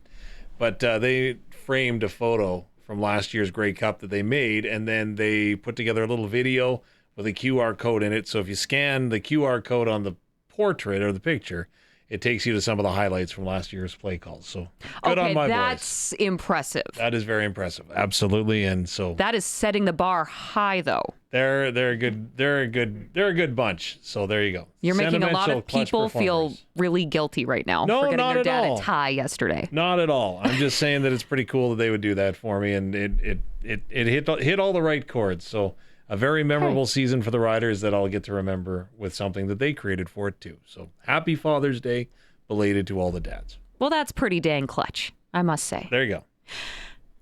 Well, how do I top that? Actually, it's easy to top that one with my second Clutch Performer. Sorry, boys. Really? I thought it was good. Apparently not. Guess not. No, it's good. Easy to... Let's go ahead. Yeah. Okay. Sorry, boys. Ooh, now I feel bad. Thanks, Dave. Saskatoon Valkyries, Prairie Conference champions. They're 1 win away from another WWCFL championship. The defending league champs punched their ticket to the final with a hard-fought 17-7 win over the Manitoba Fearless in the Prairie Conference final. It was a defensive battle. Holy smokes. Well, I mean, you look at the score and you could probably gather that. But the game turned early in the fourth quarter when Grace Farthing blocked a punt and returned it for a touchdown, giving the Valkyries the momentum that they needed to pull away. Saskatoon added another major later in the quarter to seal the win, but we did actually hear from Grace following the game. It was so exciting, especially at the time of the game. We hadn't scored a touchdown yet. I was so close to blocking the punt a couple times earlier, so I'm like, I have to get this. Yeah, that's pretty cool.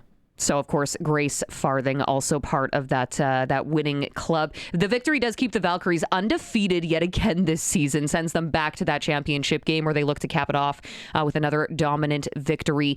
That is going to be taking place. Let me see. They're looking for back-to-back championships starting at 2 o'clock this Saturday, Saskatoon Minor Football Field. There you go. If you're in the area, you got to check that out. And then finally, one more Clutch Performer, Hockey Hall of Fame unveiling its 2026 induction class. I feel like this is kind of a gimme on Clutch Performer, but we have to mention it. Carey Price. Awesome. Finally. Very happy to see him getting inducted. Well, he finally retired officially, Well, right? They had to pay out his contract. It was a 10-year deal. Yeah. So, Carey Price, Keith Tkachuk, and to your point about Father's Day being yesterday, his son getting traded to his other son's team in Florida. The weather is nice, far less traveling for Keith Tkachuk and his partner there. Also, he was announced to be inducted into the Hall of Fame today, along with Brian Burke as a builder. So that's pretty cool. Keith Tkachuk, by the way, honored for his NHL career, more than 500 goals, over 1,000 points across 18 seasons, along with obviously international success with Team USA, much like his kids. Who are you happiest for on that list? Carey Price. Okay, I knew that was happening. Yeah, you don't even got to, no. No. He's one of my favorite goaltenders, actually. I knew that. Mm-hmm. Or I would have guessed that. Who are you most excited to see get inducted here? You probably wouldn't guess. Burke? Brian Burke. I guessed it. You did guess it, absolutely. right. You should get the bonus points for that. I don't even get a cash register? No, just actually... Curtis, you're sleeping at the controls here. Brian Burke gets he kind of gets a bum rap. You know what I mean? Like a little people bit. think that he's pretty brash and stuff. And the one memory that I will always have of the World Junior Hockey Championship in Saskatoon was Brian Burke had agreed to do an interview with me. And he texts me, he says, I'm going to be about 5-6 minutes. Is that okay? Can we push it? Absolutely. So I kind of took a little beeline on the concourse, and he took those 5 minutes to stop and talk with the parents of Luke Shen. Because Luke at that time was a rookie in Toronto, and there was a lot of talk about whether he would be sent back down to junior, what was going to go on. And he took the time out of his busy schedule to talk with the parents, have a heart-to-heart, and say, I've got your son's best interests in mind. He's not going anywhere. He's playing in Toronto the rest of the year, and had a very frank and blunt conversation, which I think was pretty cool, that you take that time to reassure someone's family that everything was going to be okay. Yeah, that's pretty clutch in and of itself, isn't it? Not as clutch as my kids, apparently, but yeah, it was up there. Sorry. I take that back, okay? Now you're making me look like the bad guy. No, it's pretty clutch. Own your actions. Own your actions. I know, I'm accountable. Whatever. It's your Clutch Performers. It's brought to you by Keln Solar. They can help with your livestock operations. Book now for your solar quotes for your home, farm, cabin. Save money with a local company, Keln Solar, based in Lumsden. Let's take a quick break. We'll be back here in a little bit with our boy Crofty and plenty more to come. Darian Durant after 5 o'clock, your Red Sox report around 5:30. This is the Sports Cage, and it's on the home of local sports, 620 CKRM, and streaming at sportscage.com. It's time for the Sports Ticker, brought to you by Extreme Hockey and Sport is the home of the price match guarantee. 1425 McIntyre Street, the Cooperator Center, Moose Jaw Temple Garden Center, and online at extremehockey.net. Western Canadian Baseball League regular season. Moose Jaw Miller Express in Saskatoon facing the Berries, 7 o'clock tonight. Same time, Swift Current. They're in Weyburn to face the Beavers. Regina Red Sox did have their doubleheader rained out yesterday, so some makeup games coming in July and August. In the majors, the Jays taking on the Astros at 5 o'clock. Cease expected to be on the bump for the Bluebirds. WHL, Regina Pats have announced that David Bell has been named as the 44th head coach in franchise history. We spoke with him a little bit earlier, coming off of his stint in the AHL. You can always go back and listen to our conversation with him in podcast form. And the class of 2026 has been announced for the Hockey Hall of Fame. If you missed that earlier, Carey Price, Keith Tkachuk, Patrice Bergeron, Pekka Rinne, you got Cindy Curley, and then you also have Brian Burke as a builder. And let me see here, big blockbuster deal between the Panthers and Sens yesterday. Brady Tkachuk is off to play with his brother in Florida next season. The Riders are going to have their AGM tomorrow at 6 p.m. We'll have all the information at sportscage.com. And then we also have Iraq and France is still postponed, right? Yes, still they are postponed still in the World Cup. Yes, they are still Inclement weather delay out. Yeah. So Senegal, Norway, that's going to be taking place at 6 o'clock tonight, and then we look ahead to Wednesday for Canada taking on Switzerland, 1 o'clock local time from Vancouver. A win in that game will lock up Group B. Either a win or a draw against Switzerland. So there's going to be a lot of people watching some footy on Wednesdays. SportsCage.com poll. Did the Toronto Maple Leafs hire the right coach in Jim Hiller? Let us know what you think. Vote at SportsCage.com. That is a look at your sports ticker. And it is brought to you by Extreme Hockey and Sport. Join in the conversation anytime. Prairie Line Rentals text line 306-936-6262. And while you have that number dialed into your phone, make sure that you pick the score. Give us your predictions for this week's game. All you have to do is text it in 306-936-6262. Score prediction and name. And then you have a chance to win a $200 SaskTel gift card and tickets to the next Rider home game. All right. We taking a break? We going to Crofty? Let's go out on the Western Pizza guest hotline. Catch up with our guy, Dan Croft Electric. Whew, that was a heck of a game this weekend in Cowtown, wasn't it, Crofty? Oh, was it ever? It's funny. We were out fencing, so I was listening to it in the skid steer while we were driving some posts. And the funny thing is, I might have got stuck, and I had to pull the skid steer out. So my girlfriend was in, so she could hear what was going on in overtime. And I actually missed it. All of a sudden, she's waving and like giving me the TD symbol. So it was awesome. Oh, yeah, that was a heck of a ride here. But, I mean, work never stops for you, Dan Croft. You're a busy guy over there at Croft Electric. Do it once, do it right. Are you guys still looking to hire anybody over there, by the way? We are. We're looking for a journey person to fill a service role or a construction role, whichever they feel more comfortable in, or maybe both. We can bounce. We like to bounce guys and girls back and forth between those two roles because it's good to become a well-rounded journey person in the electrical industry. There's so much to know, and we want the highest trained staff that we can possibly have. So we'd like to keep them learning. And then for those of us who have no idea what they're doing when it comes to electrical work, be it for commercial, residential, industrial, farm, we're at that time of year where people are out at the cabins. They're starting to do some upgrades maybe. How do I get on that preferred customer program? That is a great question. Give us a call, 306-586-1333, or go on our website at www.croftelectric.com. and sign up.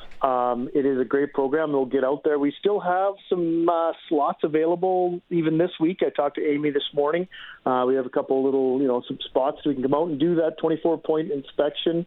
Check out all your panel, your electrical system. Make sure that you're ready for whatever's coming. And it's funny. I was talking to a grain guy a couple weeks, or on the weekend, I should say. And it's funny. Everybody's like 2 weeks behind. Everything's like 2 or 3. Like it's like summer started, but all of a sudden it's like 2 weeks behind. So everybody's kind of playing catch up. So it's a good time to be, thinking about. You don't want to be playing catch up in the fall when it's go time. So get us out there now. Let us get to know your electrical system. Let us give you those savings. And then the biggest cost-effective saving that it is we get to know your system. And then the next time we come out, it's a quick call. It's a quick fix if something's broken or we can improve your system. Don't tell Teagan I mentioned this, Dan.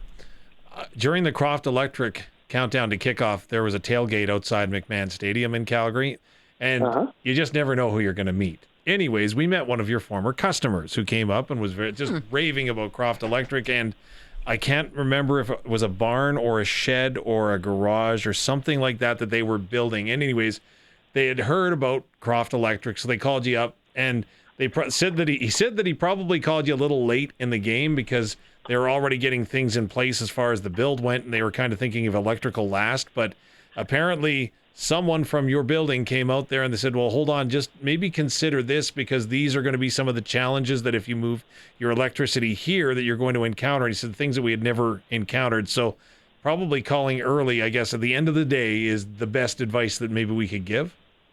Yeah, it's funny. It's the same thing as like, what's that old saying? The best time to plant a tree is yesterday. Right?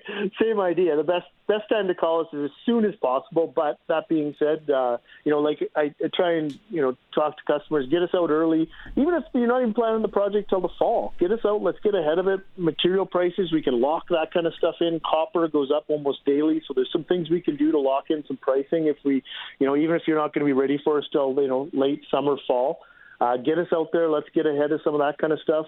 But at the same time, like if there is that build, you're doing something, get us out as soon as you can. Because the sooner we can get out, sooner we can help. I got great guys and girls that have a ton of knowledge that can help make, a lot of those little improvements like you were talking about with the guy from the tailgate probably don't cost anything if we get there early enough and we can change them. It just let us help. We really want to just help and give you the most cost-effective project. I believe it was Brent or Brad from Bethune, by the way. I remember it was... It's the alliteration that made it stick in your brain, isn't it? I think that's what... And the fact that he ate more than his share of ribs both stuck out in my mind. Yeah. Nice. Sounds like one of our customers. Sounds like a good dude. Full-service electric company that does residential, standby generators, commercial, all the farm work you need in southern Saskatchewan, right across southern Saskatchewan. Give us that number one more time there, Dan. Yeah, give us a call, 306-586-1333, or this time of day, check us out on the web, www.croftelectric.com. Also, you can book online, which I'm a big fan of. So thank you so much for this, Crofty. Have a great show, you two. Appreciate it. Dan Croft, Croft Electric, joining us on the Western Pizza Guest Hotline. Still to come, we ran out of time to do your sprinkle of the day, so we'll do that after 5 o'clock, but not before we catch up with Darian Durant. He will be joining us in just a little bit here after the news, plus we'll have your Regina Red Sox report. Why are you giving me that look, Dave? His name may have been Chris, potentially. Just saying. Okay, let's take a break. It's a Sports Cage, and it's on 620 CKRM and streaming at sportscage.com. It's the Monday installment of the Sports Cage, brought to you by Sask Today, the voices of Saskatchewan. Visit Sask Today, Saskatchewan's leading online news, egg, and sports portal. My name is Teagan Witko, joined by Dave Thomas, voice of your Saskatchewan Roughriders, and Curtis Gammon on the controls, keeping us on the air. 620 CKRM. You can also watch the stream, sportscage.com, YouTube, our X account. Join in the conversation on the chat there if you'd like, or text us at any point on the Prairie Land Rentals text line at 306-936-6262. We're going to head out on the Western Pizza guest hotline in just a sec here, but it is worth noting, before we started the show, Dave Thomas let me know that today is a pretty big day in the world of Vegas sports. Yeah, 10 years ago, the Las Vegas Golden Knights, or the Vegas Golden Knights, were born, awarded a franchise by the NHL for $500 million. Yeah. 10 years ago. 2016, June 22nd. It does not feel like it's been that long. Mm-hmm. Likely because I've been to the Stanley Cup final far too many times for a team that young. But then as I was looking on Twitter, Las Vegas Locally, which is kind of like a troll account on Twitter, they tweeted, the Vegas Golden Knights owner, Bill Foley, has officially launched a new bid to bring an NBA expansion franchise to Vegas. Because obviously they need to have everything there. He is expected to choose a weird name that everybody hates at first, then pretends to love because the team starts winning immediately. So that did come from a troll account, but I did fact check this, and even Jesse Granger of The Athletic and some other legitimate accounts are also reporting that this could very well be a thing. Fair. NBA in Vegas. There you go. You can get all the major sporting events when you go to Vegas soon. You can. I don't like it. I'm surprised it took this long, really. Yeah, that's fair. Well, let's get our next guest on the line here. Western Pizza guest hotline. Perfect pizza, generous amount of toppings, and all the Greek favorites you love. Let's get Doubles on the phone. It's time for Double Talk with Saskatchewan Roughrider legend Darian Durant. Double Talk is brought to you by Dutch Agriculture. Precision in every pass and consistent depth and better yield. Visit DutchOpeners.com. On farm for you. Darian Durant joins us now, coming off of what was a wild week in the CFL. Holy, that triple header was something else, Darian. But let's start with the Rider game. It had a little bit of everything as well. Big plays, momentum swings, double overtime. What did you see? I just saw the Riders overcome adversity. I mean, it seems to be a common theme, and I hate that. But late in the game, it seems like the Riders let their foot off the gas, let teams back in these games, and then they seem to do whatever they need to do to seal the deal. But I think that, as long as you win, it's kind of hidden, and you're not really looking at the fact that that's happening. But I think behind closed doors, Coach Mace, this coaching staff, they're definitely letting these guys know that you have to keep your foot on the gas. You can't let these teams back in the game because anything can happen at the end of the game. But kudos to them for finishing. But I like to see them definitely tighten that up and not let these teams get back into the game and the Riders just finish them off. What was your takeaways from the football game as far as the offense is concerned, as they effective and efficient, except for the lulls that they had, which you just kind of addressed. But aside from that, what do you take away?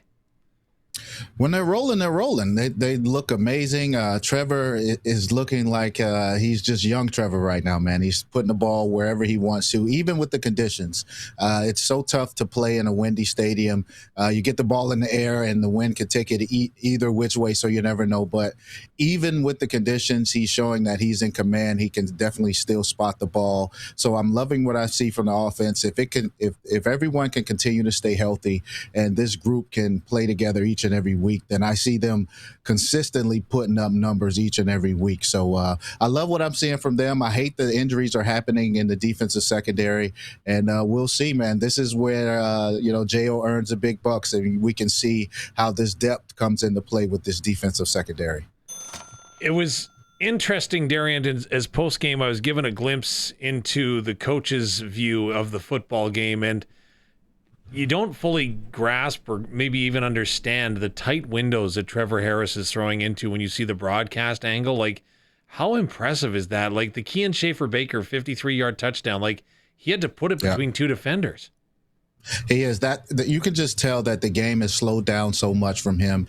for him. He knows exactly where to go with the ball, and he's manipulating these linebackers with his eyes, with his drop.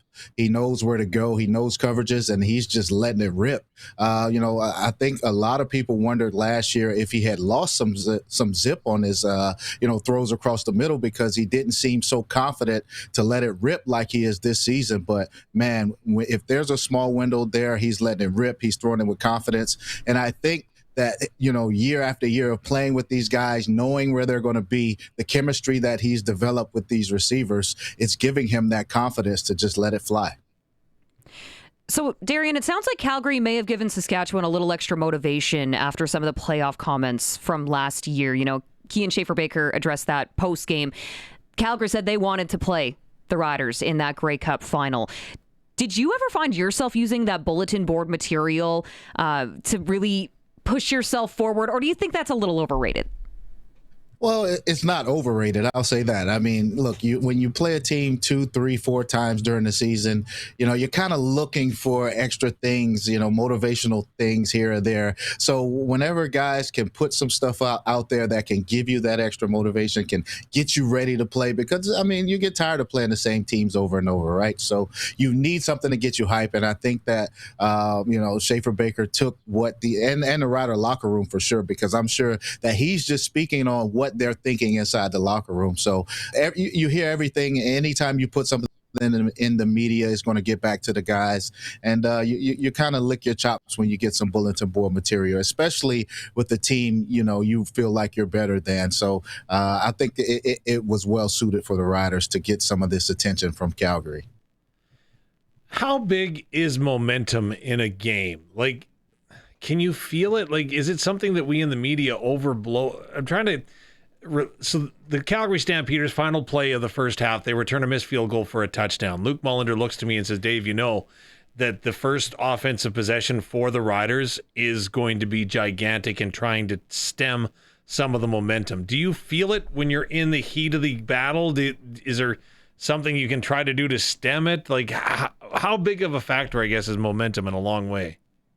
Well, you can definitely feel it, right? Excuse me. You can definitely feel it, especially in this scenario. You're trying to go into the half. I think the Riders would have been up 27-7 if the field goal would have gone through, and then unfortunately, it's a missed field goal, and Calgary ends up taking it the other way for a touchdown. So, look. Luke's right. Especially with now you get the crowd more involved. The players have a lot more hope. Being down 20 points at the half, Calgary's sitting there trying to figure out what they can do, right? You have to make up 3 possessions. But when you have a big play like that before the half, now you're inching a little bit closer. You're confident grows. You feel like, okay, now we're in it. We're not so far behind. We're a play or 2 away from making this a back into a interesting football game. So momentum is huge. You can definitely feel it, and that was definitely a momentum swinging play right before the half. Speaking of momentum swingers, the coin toss in overtime. The story behind this story is that Calgary wins it. They choose to take the football. I don't think that's what the sideline wants, but that's what the captain communicated. Because then when you go into double overtime, the team that didn't have the selection first, which was the Saskatchewan Roughriders, got to pick. They chose to take the ball second.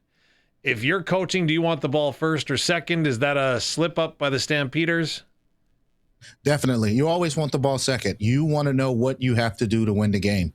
You want to see if your defense can get a stop, or if they don't, then you need a touchdown. So you always want to be in a situation where you know exactly what you need. You don't ever want to go first. And I think this was a huge mistake by Calgary and just miscommunication, man. Things like this can't happen. These are scenarios that you talk about all during the week. Everyone's prepared for overtime, and I just think it was just a huge mix-up between the sideline and the captain they sent on the field.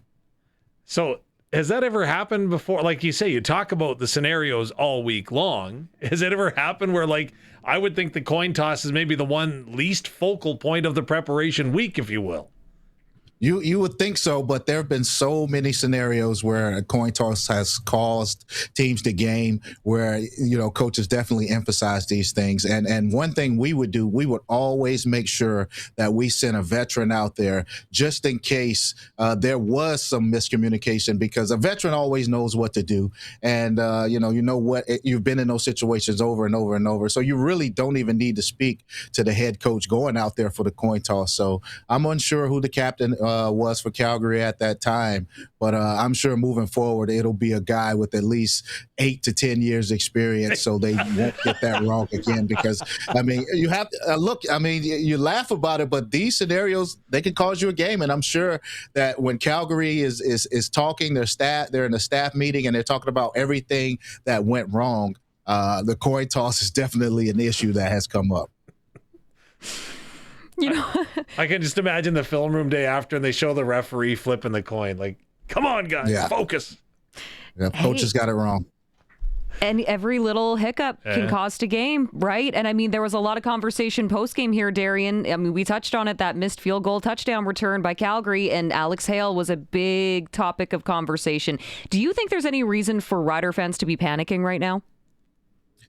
Panicking is such a strong word. No, I don't think you should panic right now.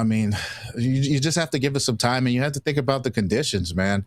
Right before the field goal attempt, right before the half, the Riders recovered a crazy onside kick, right? So that shows you the type of wind, that they were dealing with. So I wouldn't panic yet, but, you definitely need to be on the lookout because, these games can be won or lost with the field goal. And, Saskatchewan is such a tough place to play, let alone be a kicker. So, it's definitely something that's going to be a topic for the rest of the season in the upcoming weeks for sure. Should we play Guess the Former Rider? Oh. Which former Rider, Darian, went, kickers? Oh, that's my guy Luke right there. I know that voice. He would say that to Luka Kanji all the time, so I know that's Luke. It's a pretty good impression. Thank you. Yeah. I heard it a number of times. Oh, jeez. So how are you feeling about the Riders' defense now that we're seeing, a few more guys who are nicked up a little bit? We don't necessarily know the status of everybody. Roland Milligan Jr. out, still unsure of the status of Lacombo. Juju Hughes goes down in the game. So what are you seeing right now, Darian? Yeah, like I mentioned earlier, this is where your GM, your scouts, everyone gets paid the big bucks. So with your starter going down week 1 and then his backup going down in week 2, now you're going deep into your depth chart. Now you have to find some guys to play, some significant ball for you. I saw where the Riders move Marcus Sales over to halfback position. I think that'll be the way to go. You want more of a veteran presence at that halfback position. You want to put a younger guy or a guy without that much experience at the corner, because he can feel more comfortable. If you don't have that much experience in the CFL, you're way more comfortable being at that corner position. So, we're going to see. I hate that this happens, but this is a part of the game, man. And teams deal with this each and every year with the injuries. And unfortunately, it's hit Saskatchewan very, very early in the season. And we'll see, man, because, with Chad Kelly coming in, throwing for 400 yards and back-to-back weeks, we know this is a big play Argo offense. And, Coach Mason, he and J.O., they're going to have to go down that list of guys to try to fill in those holes in that secondary. Using all of my quarterback experience from Madden football, Darian, if I see a guy that's a rookie going in on the corner, I'm going to pick on him right away. And Calgary, I don't know if they didn't want to pick on him, but I don't know if they could pick on him. I thought Malcolm Bell performed extremely well as a rookie in his second CFL game. What did you see? And isn't that the natural? You pick on him right away? Yeah, you would think so, right? But, he definitely held his own. And I think Josh Bell being there, being not too far removed from playing, he understands that you don't want to call coverages where you pretty much put your guys on the island and you get them in trouble, right? You want to give them as much help as possible. And I think, you saw him kind of sagging back that secondary in the fourth quarter, and that's what allowed Dedrick Mills to kind of get going with the rushing game. But you got to pick your poison, right? You don't want to give up the big play to Calgary, so you make them use clock, you make them eat up yardage by running the ball instead of giving up a big play. So hopefully with more reps this week, going against the first team offense against Trevor, Sam Emulis, Schaefer Baker, and those guys, it'll get the newcomers a little bit more experience, coming into this week. Because like I said, Chad Kelly, he's a big play waiting to happen, and you best believe he'll try to attack the weak spots of the Rider secondary. You mentioned Chad Kelly. You can't fear mistakes, right? You can't fear making a mistake, but he threw 4 interceptions last week. Do you think he comes in a little bit gun-shy at all after that? Like, I remember Matt Dunnigan back in the day, right? He threw 6 interceptions in a game. His head coach wandered over to him and said, just so you know, you're going back out there to throw a 7th if you want. No, I don't think he'll stop at all. I think guys in his position, you have the ultimate green light, right? You don't have someone behind you that you have to worry about taking your job. And, the team has the ultimate confidence in you. So that just gives you the mindset that you're going to go out there and just make plays. Look, man, Toronto scored 44 points and Chad Kelly threw 4 picks. So they're obviously putting up a lot of points. They're slinging the ball all over the field. And I'm sure his receivers, the coaches, of course, they're telling him to, make sure you keep an eye out for certain defenders before you make this throw. But don't take that aggressive nature away from yourself. Continue to push the ball downfield. He has one of the bigger arms in the league. So I think he'll definitely continue to attack defenses down the field. Is that aggressiveness something you come into the league and that's part of who you are as a player, and then sometimes you have to rein them in a little bit, or is that something that just builds over time?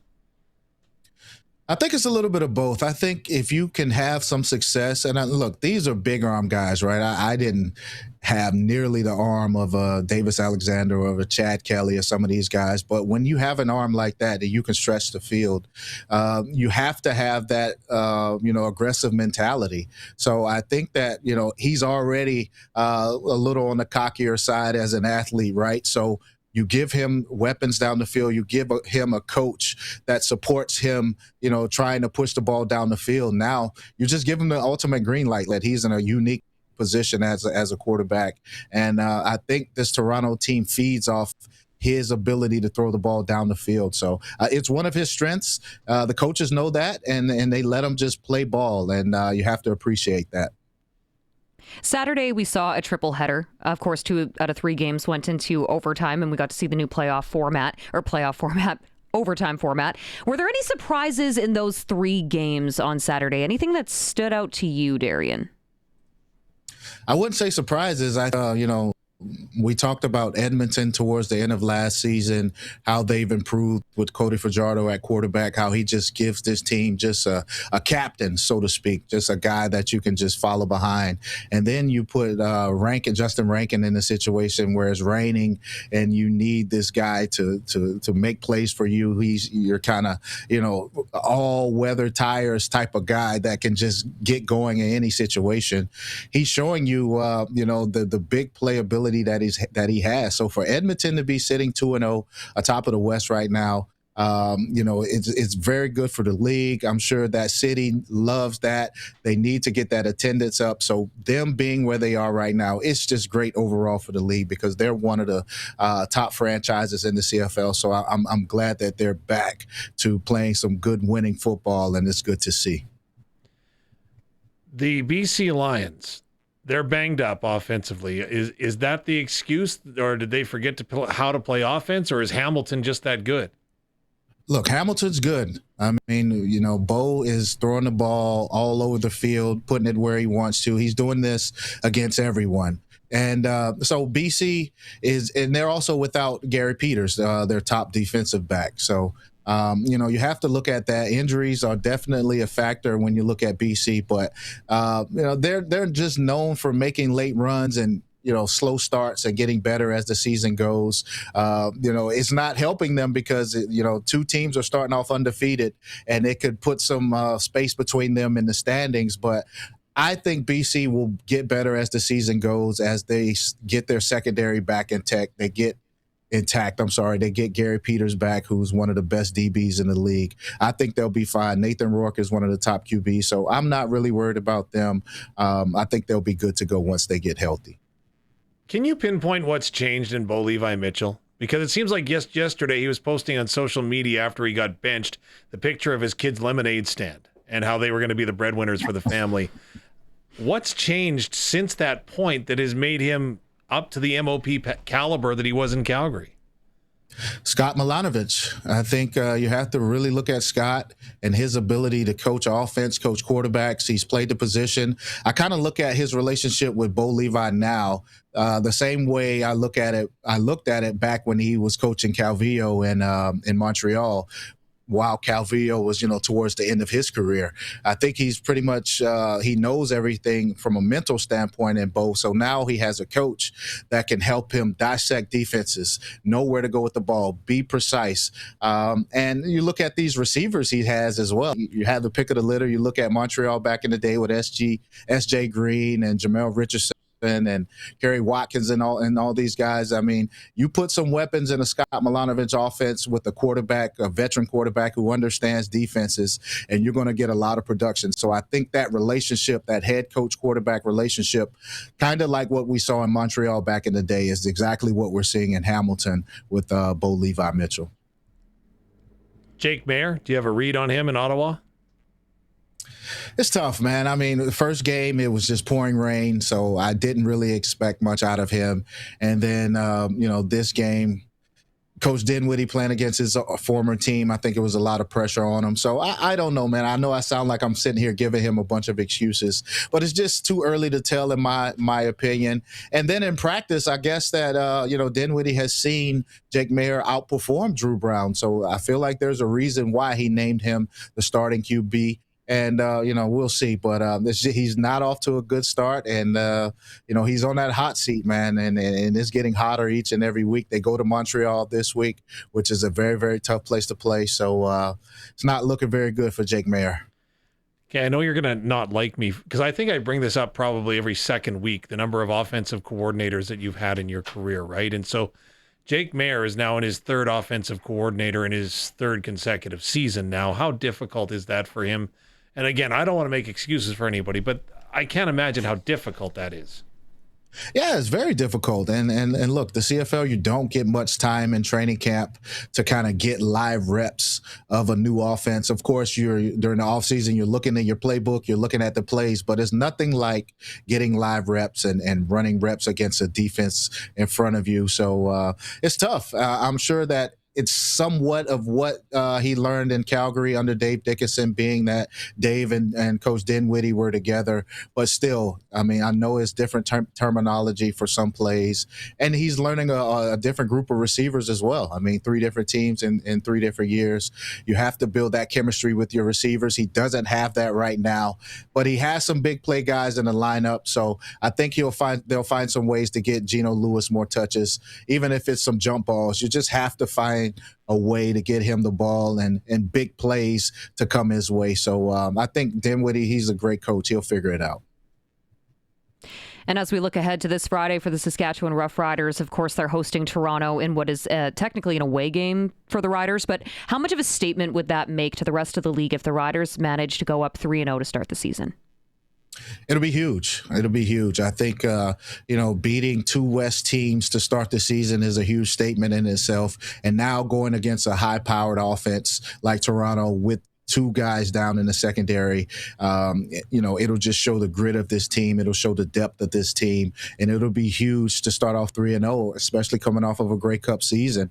You want to, let teams know that you've let that Grey Cup memory go and you're focused on this year. And it seems like they're doing that. And it's just good to see. So hopefully these injuries won't come back to haunt the Riders. We'll see this week with the high-powered offense coming into town. Well, the season is young. We'll find out this Friday. I hope you had an awesome Father's Day, by the way, Darian. I did. Thank you so much. Good. Appreciate the time. As always, Doubles, thank you. And we'll have to do this next week. Sounds good. Darian Durant joining us on the Western Pizza Guest Hotline. As always, he does every Monday. Brought to you by Dutch Agriculture for consistent depth, better yield, and precision where it counts. Visit DutchOpeners.com. Dutch Agriculture on farm for you. We got to take a quick break still to come before we wrap up the show today. Of course, your sports ticker is on the way. We got to take a look at your sprinkle of the day. I might be looking ahead to Wednesday and that World Cup game for Canada. But we'll get to that. You do you.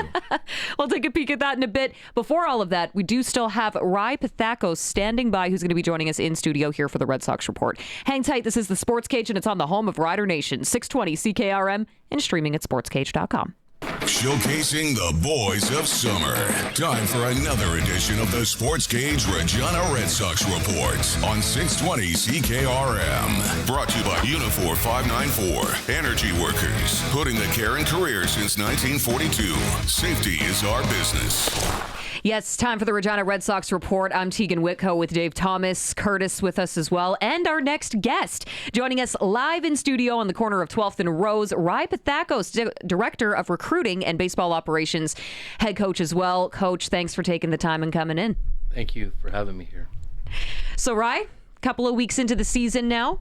How important is it to start stacking those wins early in the year if you want to stay in the hunt for the top of the standings? Yeah, we're trying to figure it out a little bit.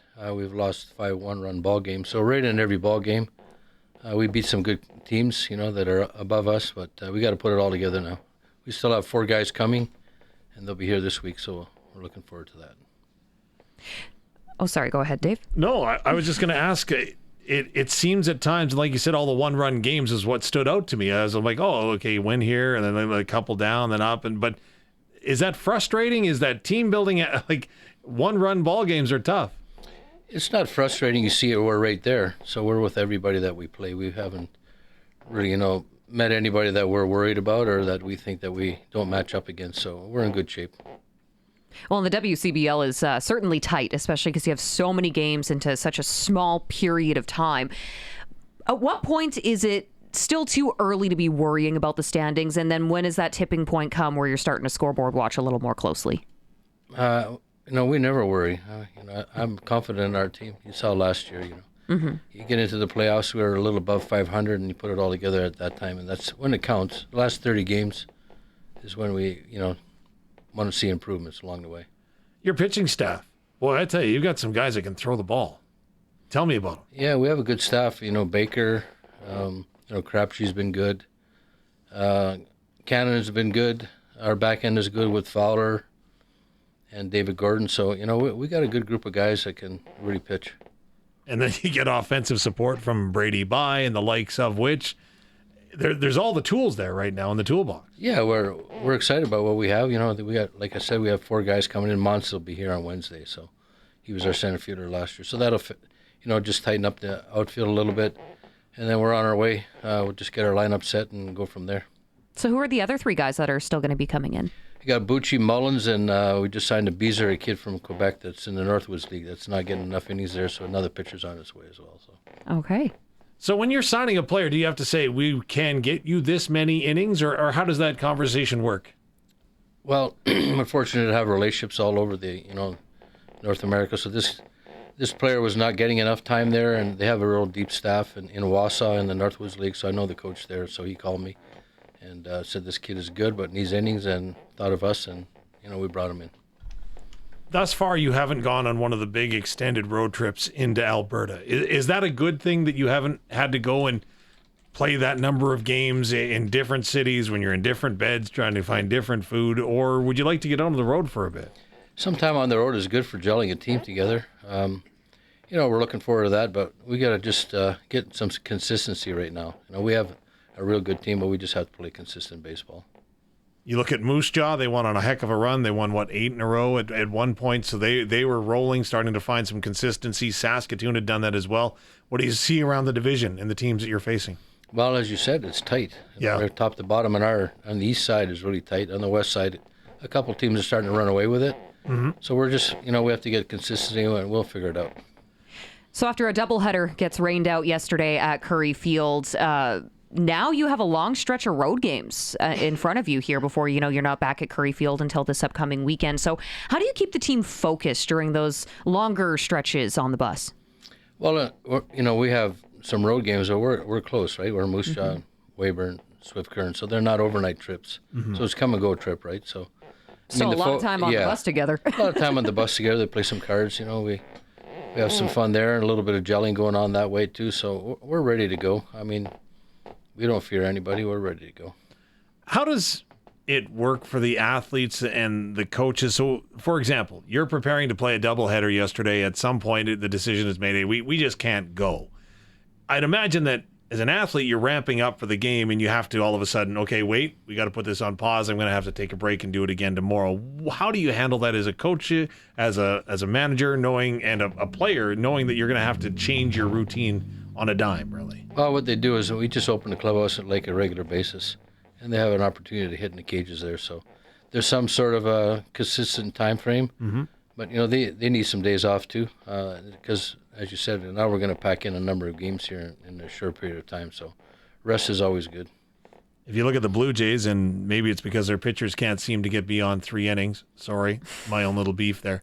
But you obviously have to manage your pitching staff in a doubleheader situation.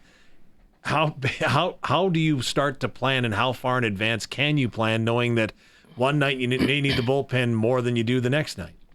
Well, each Monday we set the rotation for the week, and this week, as it happened, I will have 2 extra games, so we'll just add some spot starters. Okay. That we're comfortable with, that we can stretch them out, and they're 7-inning ball games. So if they give us 4, then we're back into the bullpen. So things work out that way. I mean, there's some planning involved there, but we knew we had some doubleheaders coming up, so we work with that this week. So do you work with the athletes when it comes to the rest? Like, obviously, every athlete needs a different amount of minimum rest, maximum rest, whatever the case may be. Do you work with the athletes? Is that a conversation between you and them? Well, as a starting pitcher, you pitch once a week, basically. So our bullpen, we just ask at each game who's hot and who's not. If you're sore, you just, we have a sheet where they sign, you're ready to go. Yeah. Then as the game goes on, we just, as the situation warrants it, we go to the guys we feel in that situation will match up. How much do you build your roster and your deployment of the roster in game around matchups? I like the later innings. I like the left-right matchup. Yeah. But early on, it's your best pitcher. That whoever we draw that day is their day up. Yeah. We start with that. So as you get into the game time management, as you get in the 6th, 7th, 8th innings, you start to match up a little bit there. How are the divisional rivalries shaping up? I know that you said it earlier, you're going to go out there and you're going to beat them, no matter who it is, no matter where you are.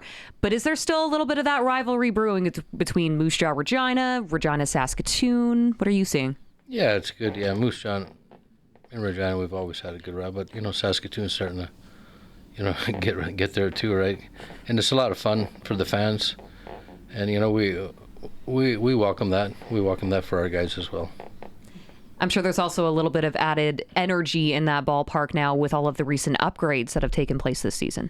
Yeah, the guys are really enjoying the upgrades. The new scoreboard and everything was, a lot of things have been done to Korea. It looks real nice. Nice to have replay. Nice to have replay, but there's a little bit of pushback from the league on that, so we can't show too many replays in case there's a close call there, and then the fans get on the umpire. So no, that's never happened in a WCBL game. Come on, not too often.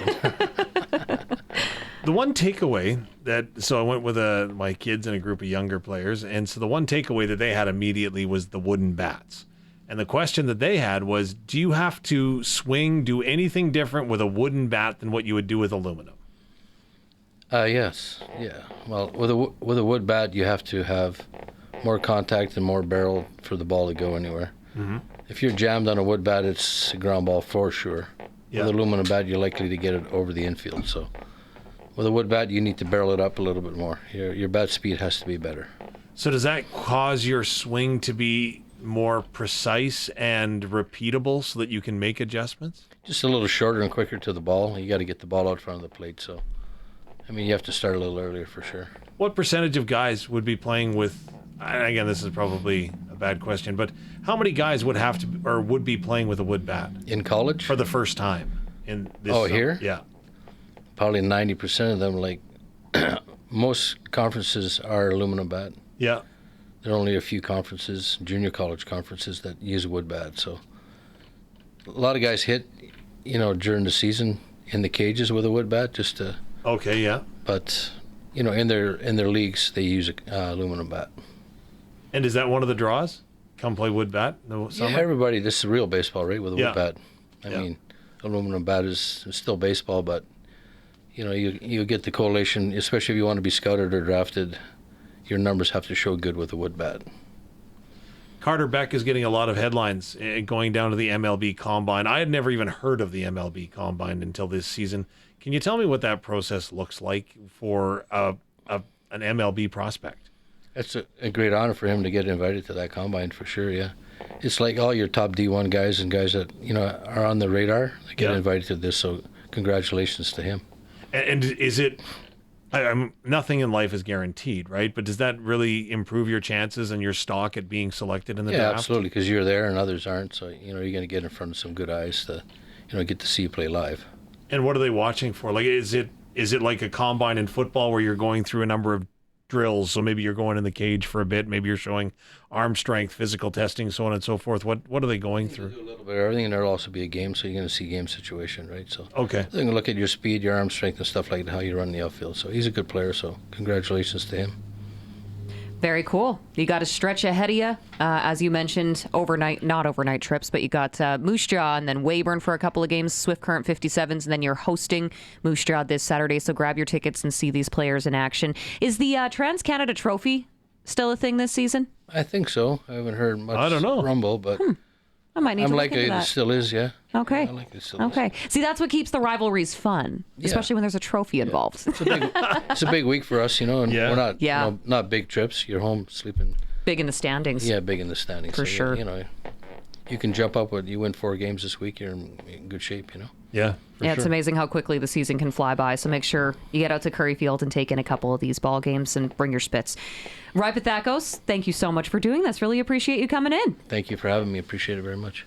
Of course, that was Ryan Pathakos, Director of Recruiting and Baseball Operations, Head Coach Manager of the Regina Red Sox. And that's the Red Sox Report for Unifor 594. We'll take a quick break, and we'll be back on the other side. This is the Sports Cage on the home of local sports, 620 CKRM, and streaming at sportscage.com. It's time for the Sports Ticker, brought to you by Steel Craft Doors Regina, made in Western Canada for Western Canadians. Sports Ticker will start off with Western Canadian Baseball League, Moose Jaw. In Saskatoon, taking on the Berries, 7 o'clock first pitch. Same goes for Swift Current, who are in Weyburn, taking on the Beavers. And you heard us talking about it before. The Red Sox doubleheader yesterday was rained out, so makeup games will be scheduled for July 31st, August 5th. Those are going to be doubleheaders as well. Major League Baseball action. Oh, the Jays are playing right now, and I didn't even pull up the score. I'm terrible at my job. Oh, it's tied up at 1. Jays are in Houston, taking on the Astros. WHL action, the Regina Pats have announced their new head coach, and that would be one Mr. David Bell, who we spoke with earlier in the show. You can always go back and listen to that conversation with him in podcast form. Previously spent 7 seasons coaching in the AHL with the Belleville Senators. In the NHL world, the Hockey Hall of Fame has announced their class of 2026. Inductees include Carey Price, Keith Tkachuk, Patrice Bergeron, Pekka Rinne, Cindy Curley, and also Brian Burke as a builder. Babcock is also expected to be announced the next head coach. I thought you were saying he was going to the Hall of Fame. I'm like, whoa, there you go. No. You know what? He probably will. Probably at some point, just given his history. But he's expected. It's not official, but it's expected by a lot of professionals and insiders in the NHL that he'll be announced as the Edmonton Oilers head coach tomorrow. Fair. So, that being said, obviously, we mentioned Keith Tkachuk. He had a heck of a weekend yesterday on Father's Day. Brady Tkachuk announced that he's on his way to Florida to go play with his brother, Matthew Tkachuk. A whole swath of picks coming along with that, including a few of which that the Ottawa Senators will be able to use starting this Friday, because that's when the NHL draft is. Saskatchewan Roughriders going to be hosting their annual general meeting tomorrow night, 6 o'clock. We'll have all the details at sportscage.com. And World Cup action. Messi became the leading goal scorer in World Cup history after scoring in Argentina's group game against Austria. And that booked them a spot to the knockout stage of the tournament after beating Austria 2-0. Iraq and France has now resumed, by the way. That was delayed due to inclement weather. France up 1-0 in that contest. So they actually just... See, I told you I was paying attention. Look at you go. 1-0. 1-0. Just doing anthems right now between Senegal and Norway. So that one's going to be getting underway here in about 8 minutes' time. Canada, that's the one I'm looking at here. Canada, Switzerland, 1 o'clock local time this Wednesday from Vancouver's BC Place. Canada's men's team can lock up Group B if they draw or beat Switzerland. So there's going to be, I said it earlier, no one's working on Wednesday afternoon. No. They'll all be listening to the Sports Cage with Barney. Yes, and he will also be heavily distracted with the game on in this room, probably. Probably. Most likely, yeah. SportsCage.com poll, did the Leafs do the right thing by hiring Jim Hiller? What do you think? You can vote at SportsCage.com. That is your sports ticker for Steelcraft doors made in Western Canada for Western Canada. And gentlemen, I know that we're running short on time here, but we still got to get to our sprinkle of the day. It is brought to you by Sports Select. Getting in on more of the sports action is as easy as going to sportselect.com. Just go to the website, make your picks, generate your QR code, bring it into your local Lotto Spot retailer. By the way, 100% legal. Chance of winning cash in hand. Sports Select, when you want to play, bet on the original. You just have to be 18 plus, and you got to be responsible about it. Come on. So, look at you, Curtis. You already have it pulled up and right in front of me. I was just about to ask you to go to the Wednesday World Cup game between Canada, Switzerland, because that's what I want to sprinkle on today. You read my mind, buddy. Canada is the favorite in this one. 280. No, they're not. They're not the favorite anymore. Switzerland's the favorite. Switzerland's the favorite, 220. Mm-hmm. Yeah, and then Canada slight under. See, I think the play on this one is to go with the over-under because that's 2.5. These games are not typically high scoring, but I think you go under on this one. Or do you take the over and hope for the best, hold your breath, and watch it be just a shootout? Take the tie. Take the tie? 0-0 draw. 0-0 draw. No, I don't want that. Canada needs a tie, a draw, to get to the round of 32. Switzerland with a draw also advances to the round of 32. So if you don't lose, you get through. So I'm playing for the tie. No, I'm taking Canada. Pro line. You do you. Again, it's your money. Yep. Well, you're not going to sprinkle anyway.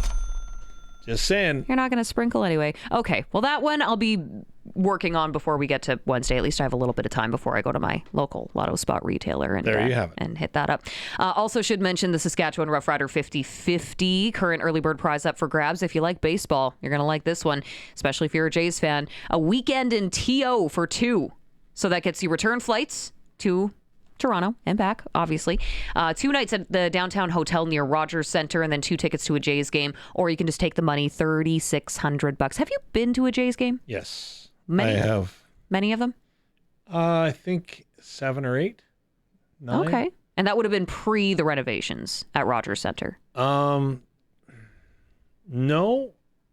not since. When was the last time? What year is this? 26. 2024. What year is it? Yeah, no, it was in 24, or maybe it's 20. It was last year. Last year I was there. Okay, they might have done a couple of renovations since then, but yeah, no, they added behind home plate a little bit. Yeah, of bar area up there. Yeah. Because we went 2015. Don't ask me. Right at the trade deadline. I know. I'm looking You're at you asking like me. you know. I don't know. Yeah, we went in 2015, and that is an experience unlike any other. We also landed in Toronto on trade deadline day. Oh. And that was when that was like the bat flip year, right? So they got David Price right at the deadline. They got a couple of other guys whose names are escaping me right now. Troy Tulowitzki, they acquired that year. Oh, that one still hurts. Well, it didn't as bad as David Schneider. Oh, come on. It didn't hurt in that season. It bit them later. Tulowitzki got hurt. Okay, maybe later. Maybe it was good. I don't know. He never hit in Toronto. He never hit. I know. But that's in the past. The past is in the past. The Jays playing right now. And you can win tickets. Just go to riders5050.ca. I forgot where I was going with that. But yeah. I was going to say that your perception of time might be a little bit off, Dave, if you think 2024 was last year. No. I was thinking, it was 2024. I went, then I made, we went last year. Okay. None of us know what year it is. None of us know when we went to Toronto. It's fine. It's all fine. Because you know what? We're done for the day here, gentlemen. Well, did you not hear me on the broadcast? I thought it was 6 years between victories. I knew you were going to bring that up. I was so excited. That's quite the losing streak to break. It was Good job. It was still one heck of a call.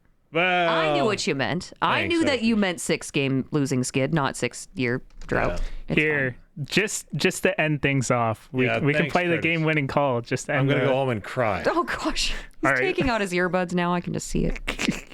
All right. Tommy Stevens sends the receivers to the near side. He's under center. Movement, motion to the far side. Stevens, end zone, touchdown, Riders! The Riders win it in overtime, and in the 6-year drought, they're back in the saddle again, baby. Tommy Stevens punches it in, and the Riders win in overtime. Death, taxes, and Tommy Stevens being able to convert a short yardage play. Book it. Game time.